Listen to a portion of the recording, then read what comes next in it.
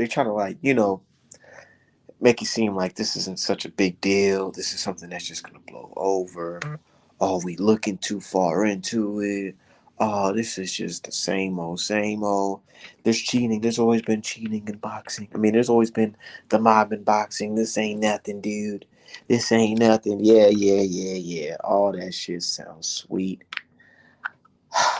But none of that shit that you say matter because at the end of the day, motherfuckers are still on that 600-man band list.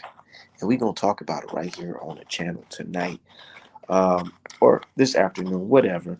Um, Feeling good. Just got my hair cut. Just ate a good meal. Before I get into some artwork, I just got to talk about this because yesterday it was just speculation. And, an article came out and said that Tommy Fury was banned from the United States. But come to find out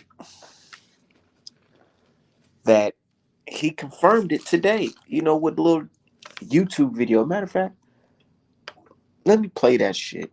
Let me play that shit. That shit's actually pretty funny to me because now people are like, whoa, whoa, whoa, whoa, whoa, hold on. This shit is actually affecting fights and shit. Oh, yeah, it's fucking real. I'm going to set the record straight before anybody else tries to. Me and the team this morning arrived at Heathrow Airport, ready for the press conference, ready to fly out. And as soon as it Hold on. He said, let me set the record straight before anybody else tries to. Hold on. Too late. We already spoke on it. As soon as it entered the air, I'm going to set the record straight before anybody else tries to. Me and the team this morning arrived at Heathrow Airport, ready for the press conference, ready to fly out. And as soon as I entered the airport, I got pulled to one side and I was told by the Homeland Security officer that was there that my ESTA had been denied and I wasn't able to travel to the USA for a reason that I apparently know. I can stand here and say I've done absolutely nothing wrong and I have no clue why I'm not allowed to travel to the USA. Like I said, I've been training for a fight this whole time, and that's all I've been doing. I have no clue why they would not allow me to travel today, and neither does any of my team or my lawyers. So now I'm having to go to the embassies and all this sort of stuff, trying to resolve it. And I'm in the middle of training. You have no clue, nigga. Really? Nigga? Really? What's going on, brother D Hive? What's up, man? Honestly, I'll say this. I really believe that Tommy didn't know why he was banned. And I'm not saying that he didn't know that him and his brother and father were into some gangster shit. I just think he thought it would spill over to him because they don't have his dumb ass in the business like that. He's a moron. Yeah, he's playing from the outside. Right. But that be the one. Those be the guys that's telling, that start snitching because they like, hold on, I'm not even involved in this shit, man. This is who's really involved. And that's exactly why I believe that fucking Fury and Fury Jr. did not have his stupid ass involved, which is why he's so puzzled right now. He's like, look, I know y'all was doing some stuff, but now it's affecting me and my money. But yeah, no, I believe his stupid ass wasn't involved. I'd be pissed if I was Tommy Fury. You mean to tell me the time that I finally get to, get my own bag, y'all fucking ruin that shit because of y'all gangster shit? I mean, shit, that's how that family stay eating while they're not boxing. I mean, of course, now they got this Wilder check and this Dillian White check done cleared. They can eat now. But before then, during the layoffs, when all he fought was Klitschko, he wasn't making no legitimate money. he wasn't clearing any legitimate bread. This is how they ate. So, it is what it is. And it's funny because all these bitch dudes that came at us talking about, oh, what proof do you have? What proof do you have? Well, it seems like multiple world governments have plenty of proof. And that's another reason why these assholes aren't talking, because basically it just be them eating shit on the timeline, like literal years worth of garbage. Yeah.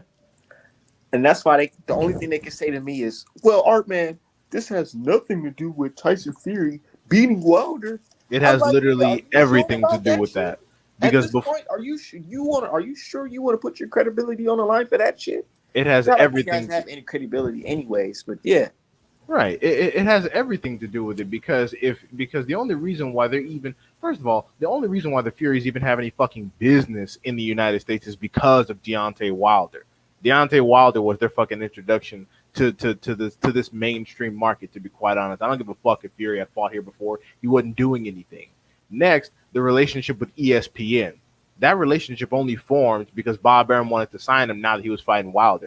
Bob Arum didn't give a fuck about Tyson Fury when he was fighting Klitschko. He gave a fuck about him when he was fighting Wilder because Bob Arum is smarter than you fools. And then with that, now all of a sudden the U.S. government is on the bitch. Because ESPN has a reputation to protect. They're not about to fuck off their shit because of Top Rank. They're like, look, Top Rank, we let you come in here and advertise, but you're not about to fuck our shit up. We football. We own multiple days of the week. You think we give a fuck about Top Rank? We will let all y'all fry. All y'all fry.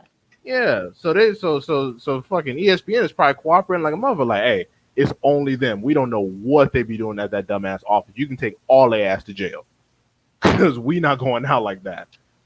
So yeah, and then the only reason why any of this happened is because of the Wilder trilogy. If Fury had lived his regular ass life over there in the UK doing absolutely bumfuck nothing, none of this would have happened. But he got mixed up. He started mixing his money with American money, coming over here getting American attention. He did some fuck shit, and he probably had a little bit of help with the fuck shit. And then lo and behold, one thing led to another. Investigations, terror watch list. And somebody tried to tell me, "Oh, Art Man, look at the tweet that you posted a while ago." Hold on, I want to go to that tweet that somebody, because they're trying to make it seem like, oh, I don't know what I'm talking about. Oh, this and that. Damn, where is that tweet? I get a lot of fucking bullshit ass tweets from people. Well, anyways, I'm just gonna paraphrase what the jackass said. Because I posted a tweet of me saying that after this arbitration, more stuff from Wilder Fury is gonna come out. Right. And the guy's like, "Well, look at this shit. What's happened since then?" I'm like, "Bro, do you not see what the fuck is going on since then?" Literally, these dudes, like, people don't understand the significance of a no-fly list. That means you are a national threat. You are a threat to national security. We do not want you over our borders. That's what the no-fly list means. Do you know how fucking hot you got to be to get on a goddamn national no-fly list? Like, bro, that means that you in some shit that the authorities could take you out over. You know what I'm saying? These dudes don't read anything. They don't read anything. They don't watch anything. They just go, but Wilder, he beat Wilder. I'm like, oh, great. Is that the highlight of your life? Because some nigga beat Wilder? Is that really it? Bro, this shit is just, it's getting funny because people think this shit is going to blow over, but it's not. There's people that's literally on this list that are some of you guys' favorite fighters. Man, oh man, dude. And I have to speak on it, dude. I don't give a fuck. I have to speak on it. None of these guys are paying me. Bud Crawford, dude, he went over there and had that conversation with that man. Can he be the reason why this fight is held up? Well, you talking about Spence Crawford? Yeah. I don't think he's the reason why it's legally held up. I think that's just Bud bitching because he in some real shit that he can't just wiggle out of. Because it's all people always think the sweet till the fight get here. Like everybody think Devin Haney sweet till he get there. Everybody think Deron Ennis sweet, Tank sweet. They all think it's sweet till they actually got to get in there and fight him. Then it's like, okay, well, let me think about some shit. It's like, nah, hurry up. And my thing is, it's like this, bro. Why would you even put your whole career in jeopardy fucking with this guy, man? I know times is hard during COVID. And you know what's so crazy, bro? And that's what's going to get these guys. And I feel like that's what they're going to be testifying or saying, whatever. That the fact that COVID hit these guys so hard, and this guy was the only guy providing money around that time. You remember? Right. I remember. Honestly, the biggest thing for me, and the reason why this shit bugs me, especially when you bring up Terrence Crawford, a lot of Terrence Crawford fans, I'm going to just keep it a buck. A lot of Terrence Crawford fans give straight up racists a pass because they like Bud. And the reason why these dumb fucks didn't look into any of the Kinahan shit for what it really was is because all the same people that were sucking Tyson Fury dick suck Bud dick. So they were like, "Oh, okay, cool. Yeah, Kinahan is good. Kinahan is good." Just like the fucking same people that suck Lomachenko dick suck Bud dick. So they gave Bob Arum a pass. And then lo and behold, Bud sued him. And then lo and behold, we got Kinahan ass is a narco terrorist. Because Bud is the type of fighter that listens to his stupid ass fans and whatever they say. So these dudes are validating Bob Arum. They're validating Tyson Fury. They're validating Daniel Kinahan. Where do you think Bud gonna go? They sure did. They validated all these motherfuckers. So where do you think Bud gonna go? He go, oh, I'm gonna go with Aaron McKinnon. Not so funny now, is it? With your dumb ass. Should have And been that's over a here. lot of them. It's not so funny now. All them guys, Regis Prograis, Oshaki Foster and them flying out to fucking Dubai and shit. Y'all thought y'all was all ha ha and kiki, and I get it. You got to make your money, but nigga, all money is not good fucking money. Well, see, the benefit of those two you just named is that they never really signed with MTK directly. They signed with Probellum, which is a subsidiary, so they might be okay. Terrence Crawford signed with MTK directly. I'm hearing that it's not even like I'm hearing that nigga. Even if you have the most like minuscule conversation or dealing with this guy, you're fucked. You're basically fucked. You're on the watch list. Nigga, D-Hive, really think about it, bro. 600 people. Fury, Tommy Fury. That's only 2 people, bro. Who are else? Who's the rest of these guys? Oh shit! I think Stanionis went home too. I saw him on his Instagram at a Mercedes-Benz dealership that wasn't in the United States. Fuck. 600 people, D-Hive. Fuck. Well, Terrence Crawford already home, so that's whatever. It's not about just being home.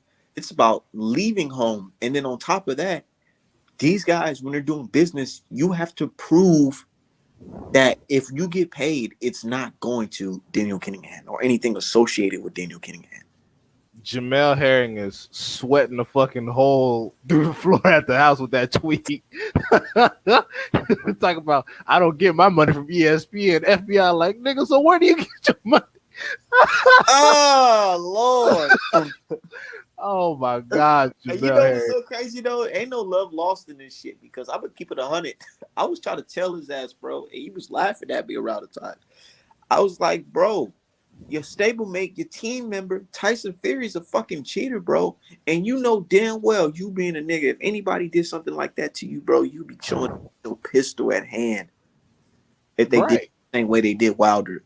So don't sit here and try to ha-ha and kiki with me, bro, and laugh. Because I remember during the whole arbitration thing, I told Jamel Herring, because a lot of people, they try to bring this up in the space and say, didn't you call him a coon or whatever?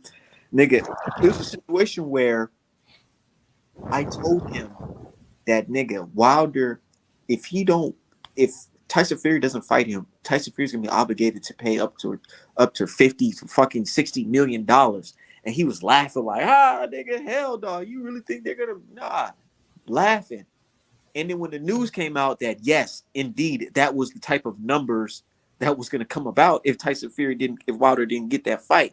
Niggas went on straight hush mode. Now everybody's on hush mode, bro. Everybody. Yeah, it's because they don't understand the depth of these legal issues. And yeah, I know there are attorneys on bottom Twitter. That's great. But but the reality is, law, when it comes to practicing law, it's a multifaceted issue. And though you can know some context, you don't necessarily know all of it, because especially in the United States. But anyways, like, yeah, a lot of you dudes were talking all this good shit, and the reality is you don't understand how deep this is, especially when you're entering organized crime in multiple jurisdictions. International law is not as simple as United States law. There are multiple implications here. When you have money jumping places, you have people going missing, you got one, and then the thing is also is that American fighters go to Dubai that are with different promotions. He's over there, MTK's over there, DAZN is over there. This shit is not. And then you got Eddie Hearn always doing shit in Saudi Arabia for whatever fucking reason. So, you know, this shit is all over the place. It's multifaceted. And people don't understand. They thinking, oh, this is some shit that's just gonna brush over. Wilder lost, get over it. Ha ha ha.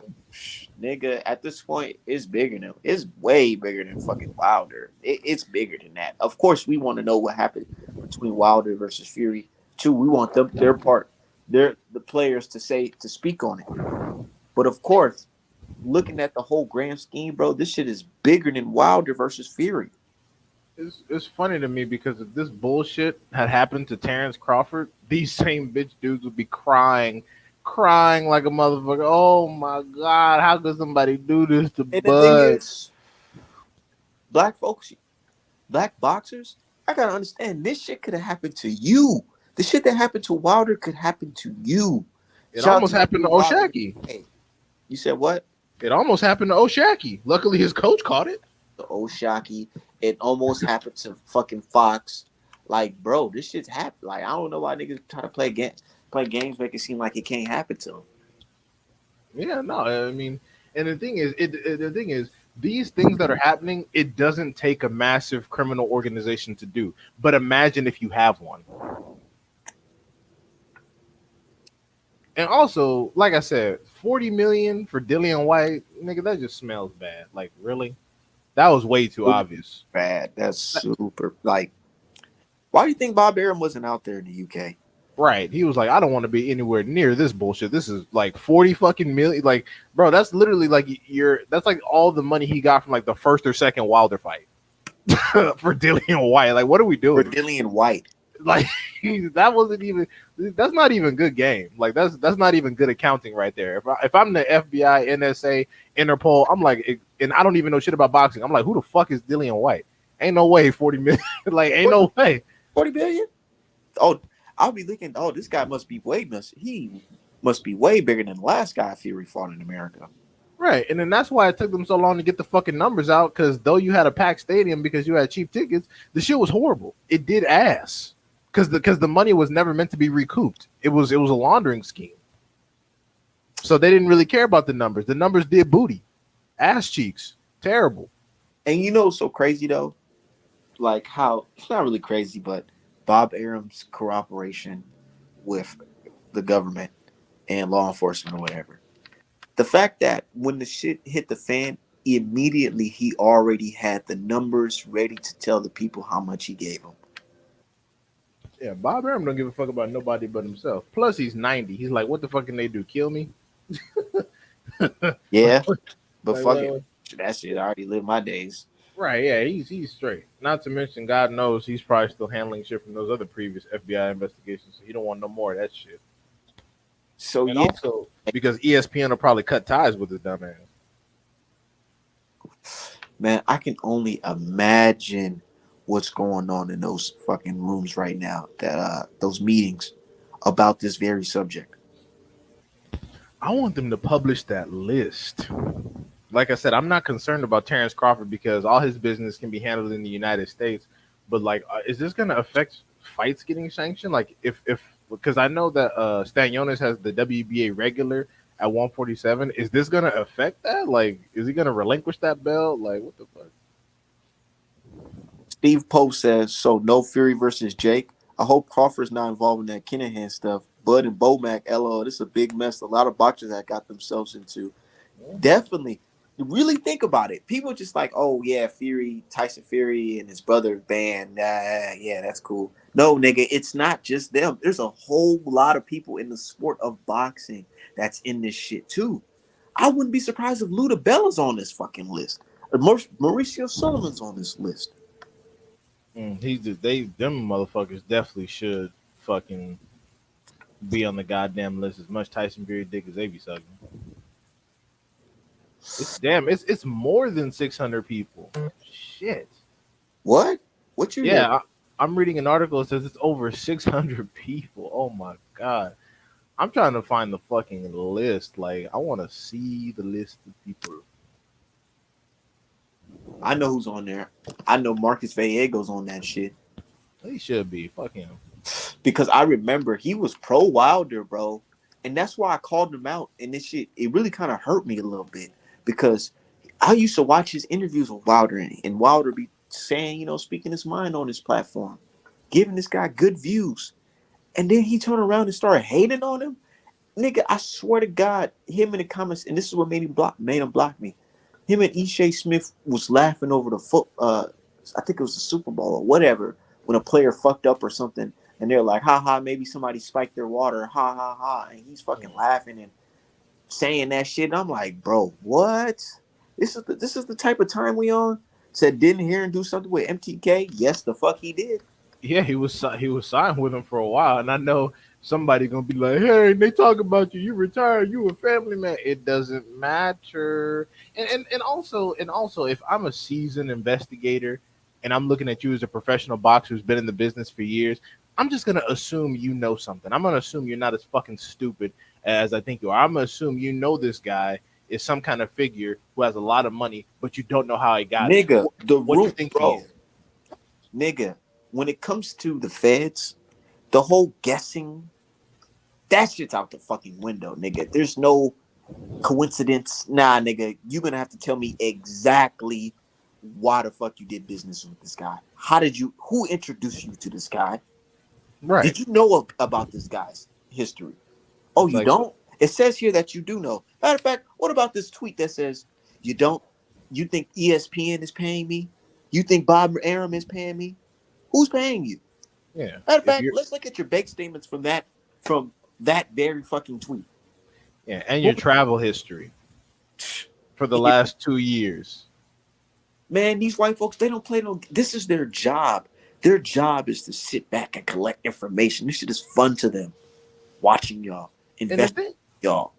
and the thing is, they don't even need much ammunition. In the last 2 years, if your stupid ass has gone to Dubai and or there's a check that's not from fucking the people, like if all your fights are distributed through ESPN and you're over here bragging about how ESPN doesn't pay you, if I'm an investigator, I'm like, okay, so where the bread come from? And then you over there stuttering and shit.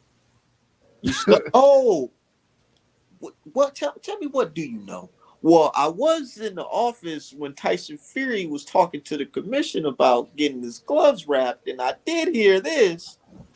Yeah, and Exactly. That's exactly how the shit fucking works. then at that point, you're pretty much a liability to both sides. So your stock, as far as living, is reduced. Either you let the feds get you, or you let Kinahan's people get you. So this is why you dudes like. I understand that the media is like, oh my god, don't sign with Al Heyman. But at the end of the day, y'all should have just come home, and then y'all wouldn't even be here right now. Like, look at Bud. Just fuck with Al. Just fuck with Al. Look at Bud. He could have been where he's at right now in 2018 with way less bullshit, and Spence Crawford could already be signed. But after listening to his stupid ass, know nothing ass, retarded ass fans, he went the long way around, bullshitted around, and now where he coming? Back to Al Heyman where he just should have been in the first place. Now it's boy, you go, man. Tell him what you know, man. Because if you want this fight with Errol Spence, man, you gonna have to tell somebody. What did you see? Are you sure that you didn't know that this man was a nefarious character when you said you're gonna sign with him? Because when you left Bob Arum, you sure did have a game plan, didn't you? And it's funny because they're gonna look. If I'm the FBI, I'm looking at a bunch of tweets of his stupid ass fans. Bud the A side because he got that Kinahan bag. He got that Kinahan bag behind, and man, oh man, I did see them tweets. I see Fucking idiots. idiot. And what's hilarious is that I would ask, okay, cool. What bag has Kinahan dropped on Bud for a fight? Not one. He didn't. He spent $40 million on Tyson Fury versus Dillian White and didn't offer Bud jack shit. Talking about some Kinahan bag. Even if he wasn't a dirty scumbag, he didn't like Bud. He didn't like Bud. So you dudes, I swear, you guys just happy to see somebody that's not black over there. Oh, that Kinahan bag. The Kinahan bag never shown. And what's worse is that Bud might be in some deep shit over a dude who didn't do shit for him. And that's what's even worse. You know what's so crazy? I would hate for this to happen. I'm gonna keep it 100. I would hate for this to happen. But if for some reason Bud doesn't get the fight with Errol Spence Jr. because of that shit, you niggas gonna wish that y'all never paid no never mind to Wilder getting fucked over. Man, fuck Bud. How about this? Give Thurman to Errol Spence. Let Errol Spence beat the shit out of him for all the shit he talked. Have Jaron Ennis and Virgil Ortiz Jr. scrap over the vacant, and then take Virgil Ortiz worthless ass out the way, and then there's Spence Ennis for undisputed. Then we could and then let Terrence do whatever the fuck he's doing, and hopefully he's in that goddamn interview room singing or whatever. Because I don't have time. Man, and I hate because I fuck with Bud. I fuck with Bud heavy. But it's my guy, like, you fucked up. You know you done fucked up. And then people want to say, people don't want to accept the reality that Bud is the one with no options here. Spence has all the options. Bro, when you on that plane for how many hours flying to Dubai, nigga, you have a more than enough time to think about what the fuck you're about to go do out there. Mm-hmm. Shit, same with Andre. Andre was out there trying to negotiate some shit. I wonder what's going on with him.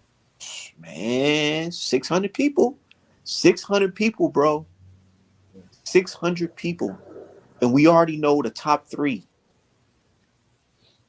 Well, What about the small guys that's on that list? You said that would be crazy. Hey, Steven. And everybody gonna say, "Oh, Art man, you crazy? You just argue crazy. You talking about this shit? Wilder Fury gloves, all that, nigga." Never mind the gloves and all that shit, bro. This shit's about to affect a lot of people's pockets, bro. Keith Thurman versus Errol Spence Jr. I'm with it. I'm making some art of it. I don't give a fuck. It is what it is. It's just crazy because people will bring up Don King stomping a nigga out over $600 back in the 70s when that shit was okay. But then this motherfucker literally has people smoked like gangland execution style in Northern Ireland and nobody bats an eyelash. Like, what are you niggas doing? They said this nigga was poolside in the gated community. Imagine you chilling in a nice fucking, you in Spain, you relaxing, poolside. And a nigga pull up on you with that thing and he about to run you down, nigga. You're literally running for your life and get shot in a fucking nice ass weather next to the pool, nigga, next to all these fine women. Yeah. And the killer is not even fucking, the killer's still moving. And what's worse is that it could all be on videotape and ain't nobody going in because the cops is paid. Steven, 600 people, bro. And this list consists, I've been hearing things that it consists of your favorite rapper, not your favorite rappers, your favorite boxers, your favorite media guys. Nigga, I even said it last night on the show. The guy who told Team Wilder that it doesn't matter. He gets to wear these gloves. I guarantee his ass probably on that list too. They all need to be on the list. Oh my god. I hope to God they hit Mike Coppinger's ass over the head with a goddamn phone book like they used to do in the 1970s. Because he not only is he over there on the MTK website, but he's responsible for spreading so much information. Just get him out the fucking paint or reject his credentials or some shit. Because goddamn, I'm like Jesus Christ.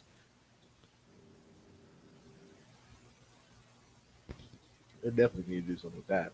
And some of these Bud fans need to be on the list too. Like I said, Bud listens to y'all. Bud suffers from that Canelo bullshit where he repeats shit that his fans say, but forgets that his fans are fucking idiots. Why they get like Errol? You see, Errol, he just keeps it real. You know what I'm saying? He's the truth, like he says, man. He just walks it how he talks it, dude. Yeah. He ain't here cooning. He ain't out here saying the UK fans is the best fans in the world. Like after you niggas and what? That's total disrespect right there. Yeah, he ain't over here talking about, oh, Kenahan is my management and Bob Arum and all this. I'm just like, bro, like, why would you like? My thing is, what was it like? What was his game plan? MTK didn't have the fighters, the fights, or the money. What the fuck was your game plan by going over to Kenahan? That's why I say he listens to his fans. Personally, I think his game plan was, well, shit. Now Errol can't say he gonna fucking 60-40 me or whatever because now I got the money behind me now. I got the unlimited resources now. Some stupid shit his fans said one time. That's what I'm thinking. Because ain't no way no rational person is gonna go in there after. Look, and that's why I say no love lost because, bro, let's be real, man. I don't care what you say, nigga. No matter what you say, if you got the mute button on, if you blocking, nigga, you heard about the Wilder versus Fury glove scandal cheating shit, bro. You heard that shit, bro. And now you're going to go talk to the manager, the guy behind the scenes that possibly could have orchestrated that shit? Yeah. Man, if you ruin this fight, dude, I'm sorry, man. It's fucked up, dude. I'm going to just keep it pushing. Keith Thurman versus Errol Spence Jr. I ain't mad. And then the worst part is, what did Bud get from his representation? He got nothing. He didn't get shit. He wasn't. Now think about it. Was he talking this shit around the time that he fought Amir Khan? What, the MTK shit? Yeah. Not really. He didn't really mention Okay. Kinahan or anything. Not to mention they wouldn't need they wouldn't need Daniel Kinahan to make a Amir Khan fight. It's not even about that. I'm just thinking about if he's putting up money. No, He's putting, I don't think he put up shit for yeah, Amir. exactly, bro. Yeah, that's what I'm saying, dude. Only we can pray that he ain't do no shit like that. No, I don't think he was involved for that situation. But I think it's what you said the first time. I think again he was listening to his stupid ass fans, and they were like, "Oh well, once he got that Kinahan bag, he'll be untouchable." I'm surprised, dumb fucks.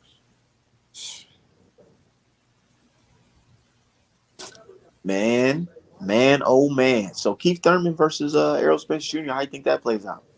Errol probably beat his ass, especially What if because it's Errol. tough though? I ain't gonna lie. Keith Thurman got a IQ. Niggas be thinking he just some. I don't know what niggas think about Keith Thurman. I don't know if they just feel like he's just weak. Keith Thurman has a boxing IQ that's fucking up there. No, nobody thinks Keith Thurman is an easy touch. I'm just saying Errol will Are you beat his sure ass. about that? I got Huh? niggas calling him Polinaji Keith. No, that's ridiculous. He's only lost one time. I'm not saying that. I'm just talking about just pure attributes. When he tries to get inside, Errol will shoot the jab or double jab. He goes to the body very well. Keith cannot fight on the back foot or off the ropes, and that's where Errol will pin him. I'm just this basic shit. Like this is why Keith didn't want none. You don't think Keith has? So what do you think? What is Keith's attributes? First of all, Keith Thurman hits pretty hard. He'll put the heaters on you. You know, he's been off a little bit, so maybe his strength and conditioning is off. But he'll still you got enough power to get you up off of him and drop you if you're not careful. He's real quick. His hooks are good. He has that corkscrew uppercut, which is nice. And he's good at coming forward. Like he moves his head off the line. He won't eat a lot of jabs. He keeps his hands up, shit like that. But dude, So this you know, Errol Spence. There's a reason why he didn't want none while he was one of fresh. them, you don't think he can catch Errol Spence with one of them corkscrew uppercuts? Uh, no. I mean, is it possible? Yeah, but do I think he'll actually land it? No, because Errol Spence, people don't notice it because they think he's stiff, but he's good when punches are telegraphed because Keith Thurman's uppercut is telegraphed. What he'll do is he'll just jump back on both feet.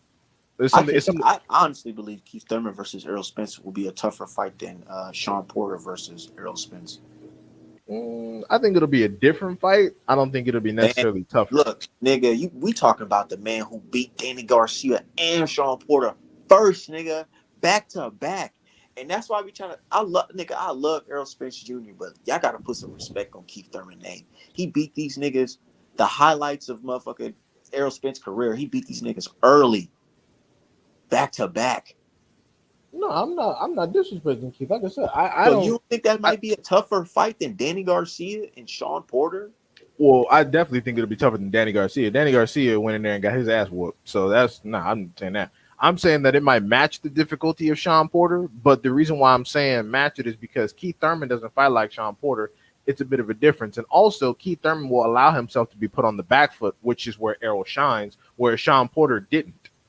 You see what I'm saying? Like Keith Thurman will allow himself to be backed up. Sean Porter didn't allow himself to be backed up. Where Errol, he shines by putting people on the back foot. Keith Thurman will get on the back foot with Errol Spence, and then he'll start taking leather, kind of like what Danny Garcia ended up doing. Danny Garcia was pushing at first, and then he got the heaters put on him and was like, okay, let me back the fuck up some because this is terrible. And then that's how it went.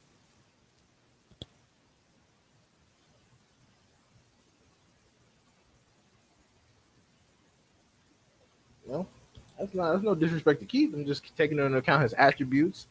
How he's looked his last few fights and shit like that. That's no disrespect. You see, my bad. I was on a phone call.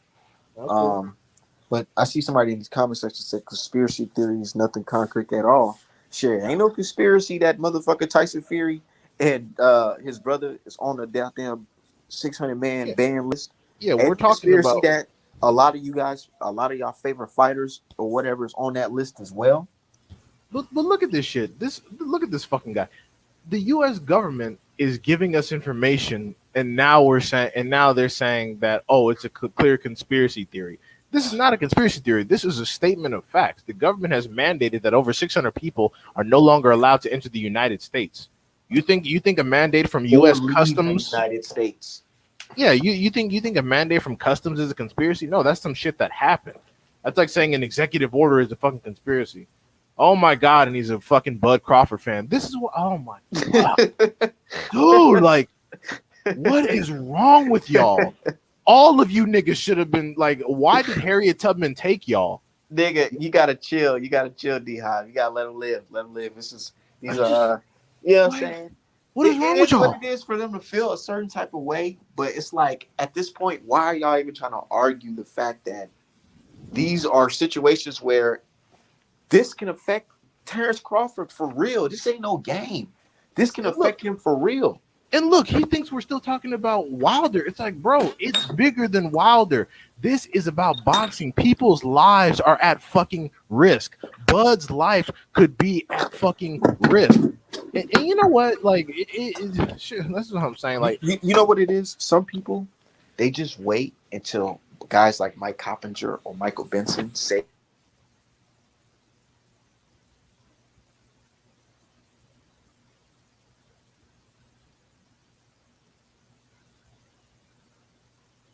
I just don't understand. Like, you come in here, you talk about conspiracies, you suck Bud dick, you suck Tyson Fury dick. I'm like, dude, this is why Terrence Crawford has made the moves that he's made, because he listens to you dummies, and then he ends up going to the wrong people, ending up in bad situations. Meanwhile, still complaining, "Oh, I can't get the fights that I want." Over here chasing Pacquiao's ass for 7 years and ain't shit happening. Never seen that. Guess who wasn't even chasing Pacquiao but didn't struggle to get the fucking fight? Errol Spence Jr. Why is that? Superior fucking management. shit. Fucking Terrence Crawford was crying about this little Filipino nigga for like 6 or 7 years. Couldn't get a fight to save his goddamn life. Guess who got the fight? Errol Spence Jr. Wasn't even chasing it.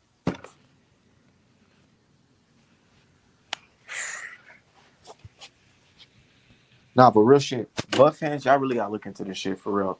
I swear I'm not even trying to be on no hating shit or nothing like that. Y'all really do gotta look into this shit because this is major. This guy's got involved with the mob. Like, you don't do shit like that, man.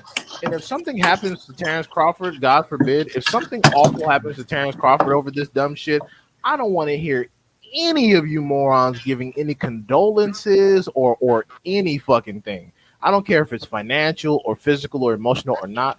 I don't want you dummies in any comment sections giving condolences or anything, because you dumb fucks sat there while it happened and watched, talking about a damn Kinahan bag and Wilder got his ass whooped, so stop crying. Okay, cool. Yeah, good. Sounds good.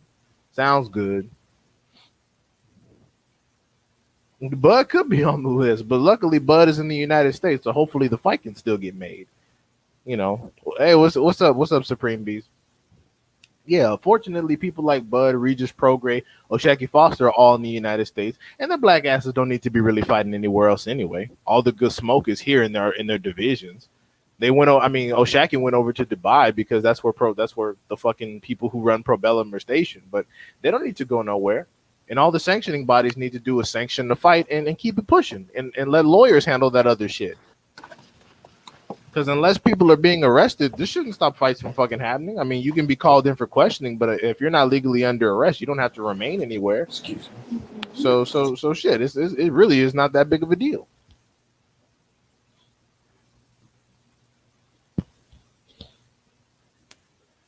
Yeah, but and shit, if I'm Regis, dude, like, you need to fucking, like, when your Probellum contract ends, jump ship. Jump ship. It's that simple. If I'm fucking O'Shaquie Foster, all them dudes, if you're in the United States and you have a Probellum contract, jump ship. As soon as your contract is up, you can find a way out of it. Jump ship. Jump ship. People like Stanionis, it's too late for you. You're signed with Probellum and you're abroad, so you're already fucked. But if you're in the U.S. and you have a Probellum contract and you can legally stay here, as soon as your contract is up, jump ship. And try not to schedule any fights outside the U.S. for a little bit.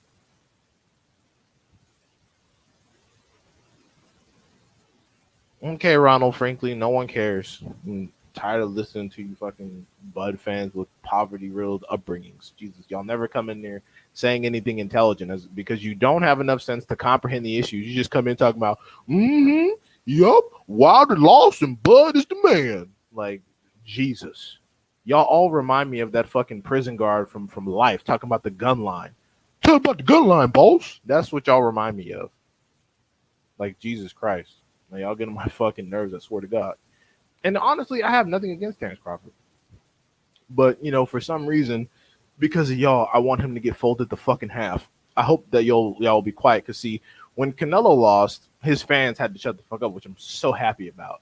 Y'all really need to be next. Y'all really do. Yeah. I mean, yeah, the truth is that Bud's career at 147 and Jamal Charlo's career at 160 are basically the same. But when I say that, I'm a hater. Anyways, yeah, I can't tell you to do nothing. That man, if you destroy Wilder and Bud, like, Jesus, like, y'all get on my fucking nerves so much. Yeah, no, it's the same thing. We're talking about the reality of a narco terrorist and how the politics are affecting boxing and how other American boxers are at risk. This motherfucker comes in here talking about, he destroyed Wilder and Bud the man. Like, fuck. Every day. Well, Bud gonna destroy his man. We can be talking about fucking anything, and these niggas will be, well, Bud gonna destroy his man. Like, bro, shut up. Couldn't even destroy fucking Ricky Burns and shit. He's over there going the distance with people like Ray Beltran. Like, what the fuck are we talking about? What are we talking about?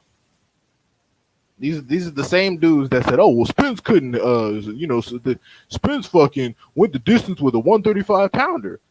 Meanwhile, Bud is also from 135 pounds, but he's ducking him like, ugh. You know, fathers in the home. Fathers unnecessary in the home. But yeah, all this shit is hilarious. I mean, it's crazy, but it's funny.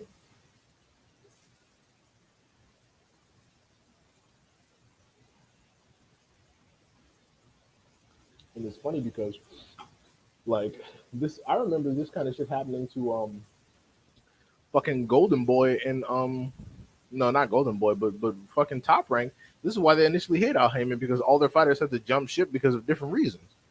And now they have another reason. So it's like, hey, whatever. You can be like, oh, the PBC is this, PBC is that. PBC is one of the only ones that is not under consistent FBI investigation. Shit, not to mention Golden Boy people like Oscar De La Hoya and Jojo Diaz are fucking under investigation for sex crimes. So it's like, bruh, like, it's all a shit show. Top Rank is fucked. And DAZN is, like, decent, but over at Matchroom, who are you going to fight? So it's like, it's not a good situation. That was the best welterweight, but and it took 12 rounds to get home one leg ago. Honestly, like the Jose Benavidez Jr. fight, that's whatever. Like, I don't really like. I don't really like, because I'm not a nitpicker. It happens. Sometimes fighters do certain things, styles make fights, etc., etc. So the shit happens. You know, shit happens with that. But yeah, you know, they say, oh, but Bud stopped him. Like, yeah, he stopped him in, like, what, the last 12 seconds of the fucking fight? Like, it's the same as, like, the Sean Porter knockout. Like, could they have probably continued? Yeah, but they wave it off. And Top Rank is known for that. Top Rank has a lot of suspect stoppages. Like, Top Rank in the zone, when they're trying to build people, like, I've seen some dumb shit waved off over there. Like, I've seen some stupid shit. I mean, even at PBC, when it comes to Benavidez, I've seen, like, some weird, like wave offs. But I don't know. It is what it is. I think Danny Garcia probably gonna knock Benavidez the fuck out, though, because he has no head movement, doesn't keep his hands up, etc., etc. What's up, crowd? I don't want to see Tyron Woodley fight at all either. I mean, I don't give a fuck about Jake Paul and his dumbass fight. It's about the implications. Because, you know, all of a sudden this news dropping, it's like, you know what? It really is taking this fight a long time for the date to be announced and for the shit to be signed. So it is weird. Has several great boxing rounds. Kalveski? Who the fuck is Kalveski? Kavelski. Who is Kavelski? Are these niggas that like who are these people? Like when you go over Terrence Crawford resume, you literally need Google because like who the fuck is Kavalski? Kavalski. I don't know who the fuck that is. Would you fight Jake? Hell yeah! I'm over 200 pounds right now. I'll fight Jake Paul. Shit, I don't give a fuck. For how much Tommy Fury getting? Shit, I'll happily fight Jake Paul in a fucking heartbeat. I think he's only like an inch or so taller than me, and he's over 200 pounds. I'm over 200 pounds. If he needs me to cut down to make him feel better, that's whatever. But I've had very limited. I've had some boxing training, but like very limited, so it should be pretty fair. He's had a bunch of training. I'd fight him tomorrow. I'd have no problem fighting Jake Paul. Shit, for that amount of money. For that amount of money, he's over $1 million. I'll fight anybody. I don't give a fuck. Shit, I'll get in there with Wilder for over $1 million if it's really that serious, and I'll just get my hospital bills paid. Yeah, I don't know who Kavalski is. We still don't know who Kavalski is. Like Kavalski, like who is that? Has he ever been a top 10? Like, this is what I mean. You're giving Terrence Crawford credit for looking incredible against niggas who no one's ever heard of. That's what I'm saying.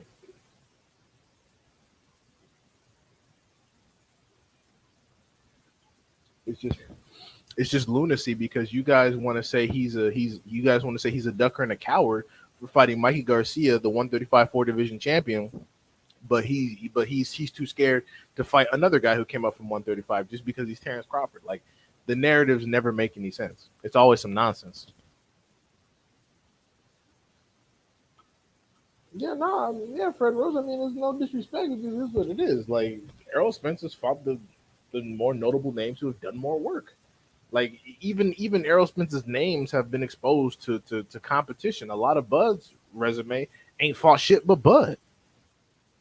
Like it's like if you're only fighting people that are famous for losing to you, like Usyk and Canelo, they only fight people that are famous for losing to them. Like a lot of those dudes had never had a single step up fight, and then all of a sudden they get put in with these niggas.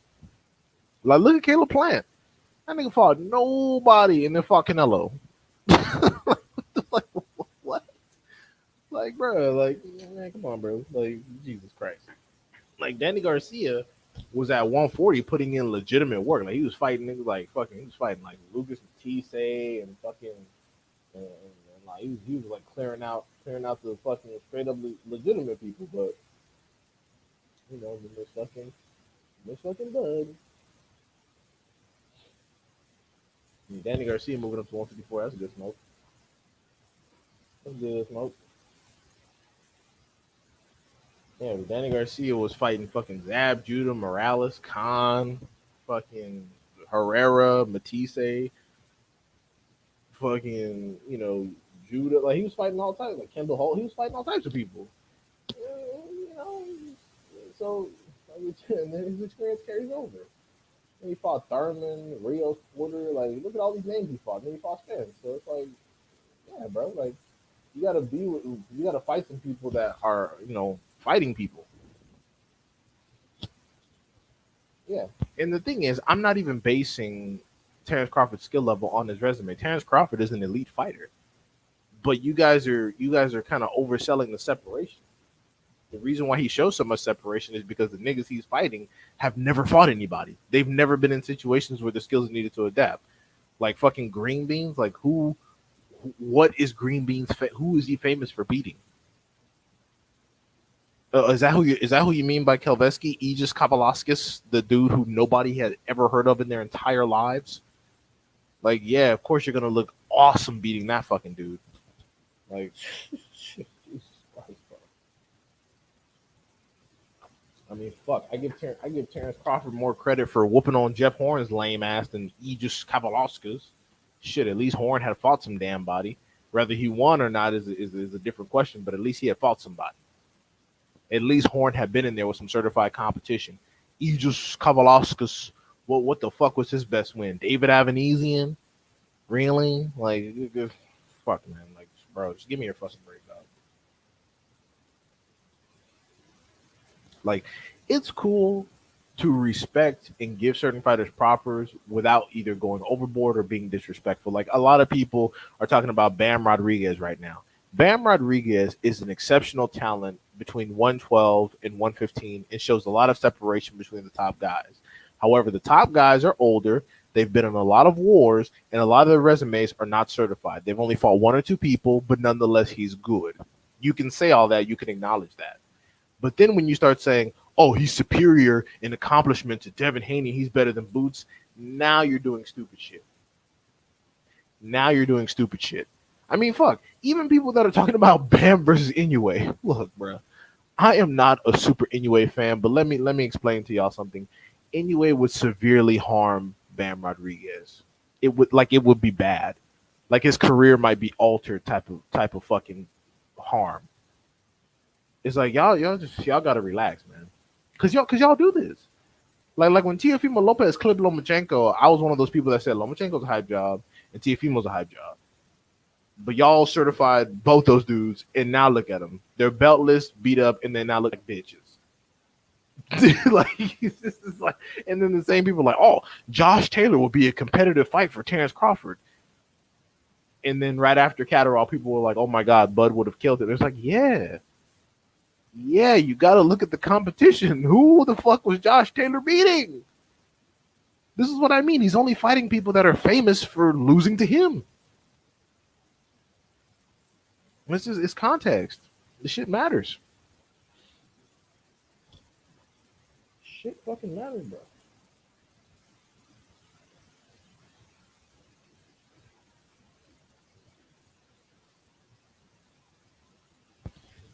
No, but yeah. So I don't even know. I don't. I mean, I don't even know who's on the Fury call. The Fury Paul card. I mean, I don't know who they're gonna find as a fucking late replacement. Isn't that shit scheduled for like July 7th too? Shit was quick. But yeah, I mean, shit. I'm trying to fight. Yeah, and you probably shit. That's not a terrible fight. I mean, he's a big ass dude, so you know. I want to end up like Nate Robinson. Right.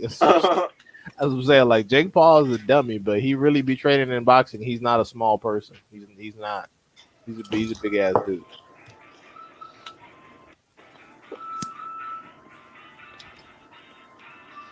Like I said, I like to see Jesse Rodriguez face anyone at 118. Nah, bro. You see what Hearn and them said. They're like, okay, cool. We got this one little dub. We're gonna focus on some 112 champs. It's like, yeah, because you know this shit is not sweet. Like even him versus Chocolatito might go south, to be quite honest. And you notice they don't want to talk about that. Yeah, no, like everybody on time was like, oh, him versus Chocolatito. Eddie Hearn was like, oh, nah, we're gonna go back. We're gonna bring some 112ers up. It's like, yeah, because you know this shit isn't sweet, bro. Dude, he knocked out a guy that lost his first two fucking fights back to back by knockout. Like, what are we doing? What are we doing? And then it's funny because y'all give Bam more credit for stopping Sarungvisai than y'all gave Sarungvisai for stopping Chocolatito. Make some fucking sense, dog. Like, bruh. Oh god, if Spence can't keep winning, Crawford will have more KOs than he has fights in his career. Again, who the fuck are these people? Yeesh. What's going on, Supreme? Wow, what's happening? What's happening with it, R man? What's up, D-Hive, man? Salute to the fellas. Hey, how you doing, man? I'm over here trying to think who could possibly be the other 598 people on that list. Oh man, it's a lot of people on that list, man. You know what I'm saying? I haven't really been focusing on the list. I've been focusing on who gonna break. You know what I'm saying? Who gonna break? I mean, we've been seeing some weird shit going on. If you ask me, I seen Jessica McCaskill fight over the weekend, and Eddie Hearn was in the middle of these two motherfuckers face off. How do you have access over here? Who have you been telling on? You stopped fucking with him for a minute though. I ain't go. Nah, shit. McCaskill was MTK? No. I'm talking about Eddie Hearn. Eddie Hearn, you and MTK was like what and what? You announcing AJ fights with Tyson Fury and all that. They had to tell you to keep it on the hush hush. You know what I'm saying? You doing big business with them, and you in America now. How you get here? I ain't gonna say the nigga told. I ain't wanting to put that jacket on nobody. I'm just saying though. I'm just saying. It looked funny. It looked funny. You know what I'm saying? Now thinking about it, it do kind of look funny because I was thinking about it. You know what I'm saying? And I see Eddie Hearn, and he in San Antonio smelling like cigarettes and with a Red Lobster basket. I mean, I'm just saying. You know what I'm saying? Right. I But ain't you know, saying, like, you know. oh, I'm sorry. Nah, go ahead. My bad, Dion. No, it's all good. I cut you off. I was gonna say that at least Eddie Hearn himself is an idiot, but his father Barry Hearn is not a fool. So you know he probably had multiple safeguards and subsidiaries to the subsidiaries to the subsidiaries to try to like put some separation. He probably told Eddie was like, look, boy, you want to go ahead and play around in this boxing shit that I started for you. Go ahead, but don't put my company in no shit, okay? Because I swear to God, I'm not going in for you. And he probably made some moves that way. Because you remember when AJ got busted for buying some property that was MTK, but he had it in like another corporation or some shit. Nah, see, I don't even remember that. Yeah, it was some shit where I think it was like an ownership document that was leaked on Twitter where AJ's management company owned some shit that was formerly MTK, but they just switched the titles and changed the names. But it's shit like that, where they have it where it's incorporated in different companies, so there's not like a legitimate paper trail. I mean, shit. I mean, that's real, but I agree that you know what I'm saying, what you're saying about Barry Hearn saying don't fuck up the business. But I'm underneath the assumption that Eddie Hearn grew up with the silver spoon, and silver spoon, at least from my upbringing, kids with silver spoons think drug deals is legal. That's for sure. They'll tell on your ass, hey man, he was supposed to give me a whole gram and he jerked me. You know what I'm saying? They do that type of shit. So that's why I just don't put it past Eddie. You know what I'm saying? And say, hey man, I ain't do nothing illegal. He told me to put the money here and do this with it, and I did with the X. I mean, hey, you know what I'm saying? I could see that in him getting granted that access. I also think it's kind of weird that you didn't see Bob Arum in the UK. You know what I'm saying? That's not weird. That's not weird to me at all. You know why his ass wasn't there. I'm saying, though, was you on the travel ban? You know what I'm saying? And if you was on the travel ban, I mean, you known for snitching. You didn't snitch back in the day. You know for ratting. You'll rat real quick. Did you rat this time? You know what I'm saying? So that's my whole thing. I want to see all the people that's on the list, cool, but I want to know who gonna fold and what kind of information they gonna give out. Because that's gonna be, you know what I'm saying, vital in this whole thing. I wonder if those people are actually snitching or are they just paying the authorities on our side? I wonder, like, is it going that way? Like, are they actually giving up information or are they just sliding cheese in different directions? Because they could just like the government want info. The government want info. They building a case. You know what I'm saying? I'm gonna need you. They don't care about the money part. We gonna get money from Kinahan. You know what I'm saying? We gonna get his bread. He did like Chapo. Chapo got locked up in America, but he had to pay big bread. You know what I'm saying? For all the shit he did and get locked up. So we ain't worried about the money right now. We need that info. We need, you know what I'm saying, all that intel on everybody, because it's gonna be a lot of motherfuckers going down, man. Well, I know for a fact that everybody on U.S. soil will probably snitch. Like people that are abroad, like Stan Jonas in Europe, where they might be able to get got to, he'll probably stay quiet. But I know that all the pro bellum motherfuckers that are like American citizens, they'll probably snitch because they're like, oh, I'm an American citizen. Fuck that. Like, I got a whole system protecting me. And the higher ups like Bob Arum and Hearn, they got shit to lose. They'll obviously talk because they're like, shit, I don't want to go to jail.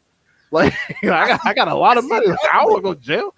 I see it the other way, D-Hop. You know what I'm saying? I see the people from America saying that, you know what I'm saying, I'm already American. Now I don't want nothing to do with them no more. We just, you know what I'm saying, go about our regular life and live legal. You know what I'm saying? But the foreigners that's trying to get back into the country to get them American dollars, I think they're going to be willing to do something, you know what I'm saying, strange for that change.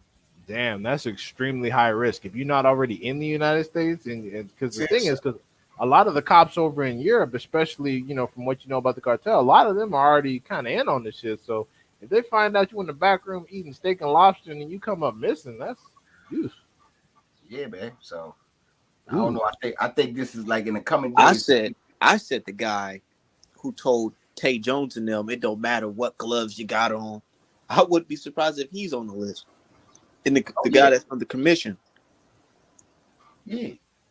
You know what I'm saying? Like I said, man, I'm interested to see the guys in the UK, like you said, and I also want to see the commissions as well. Like I want to see What role did the WBC Hey, play? Crod, send that to my DM on Instagram. Send that link to my DM on Instagram, Crod.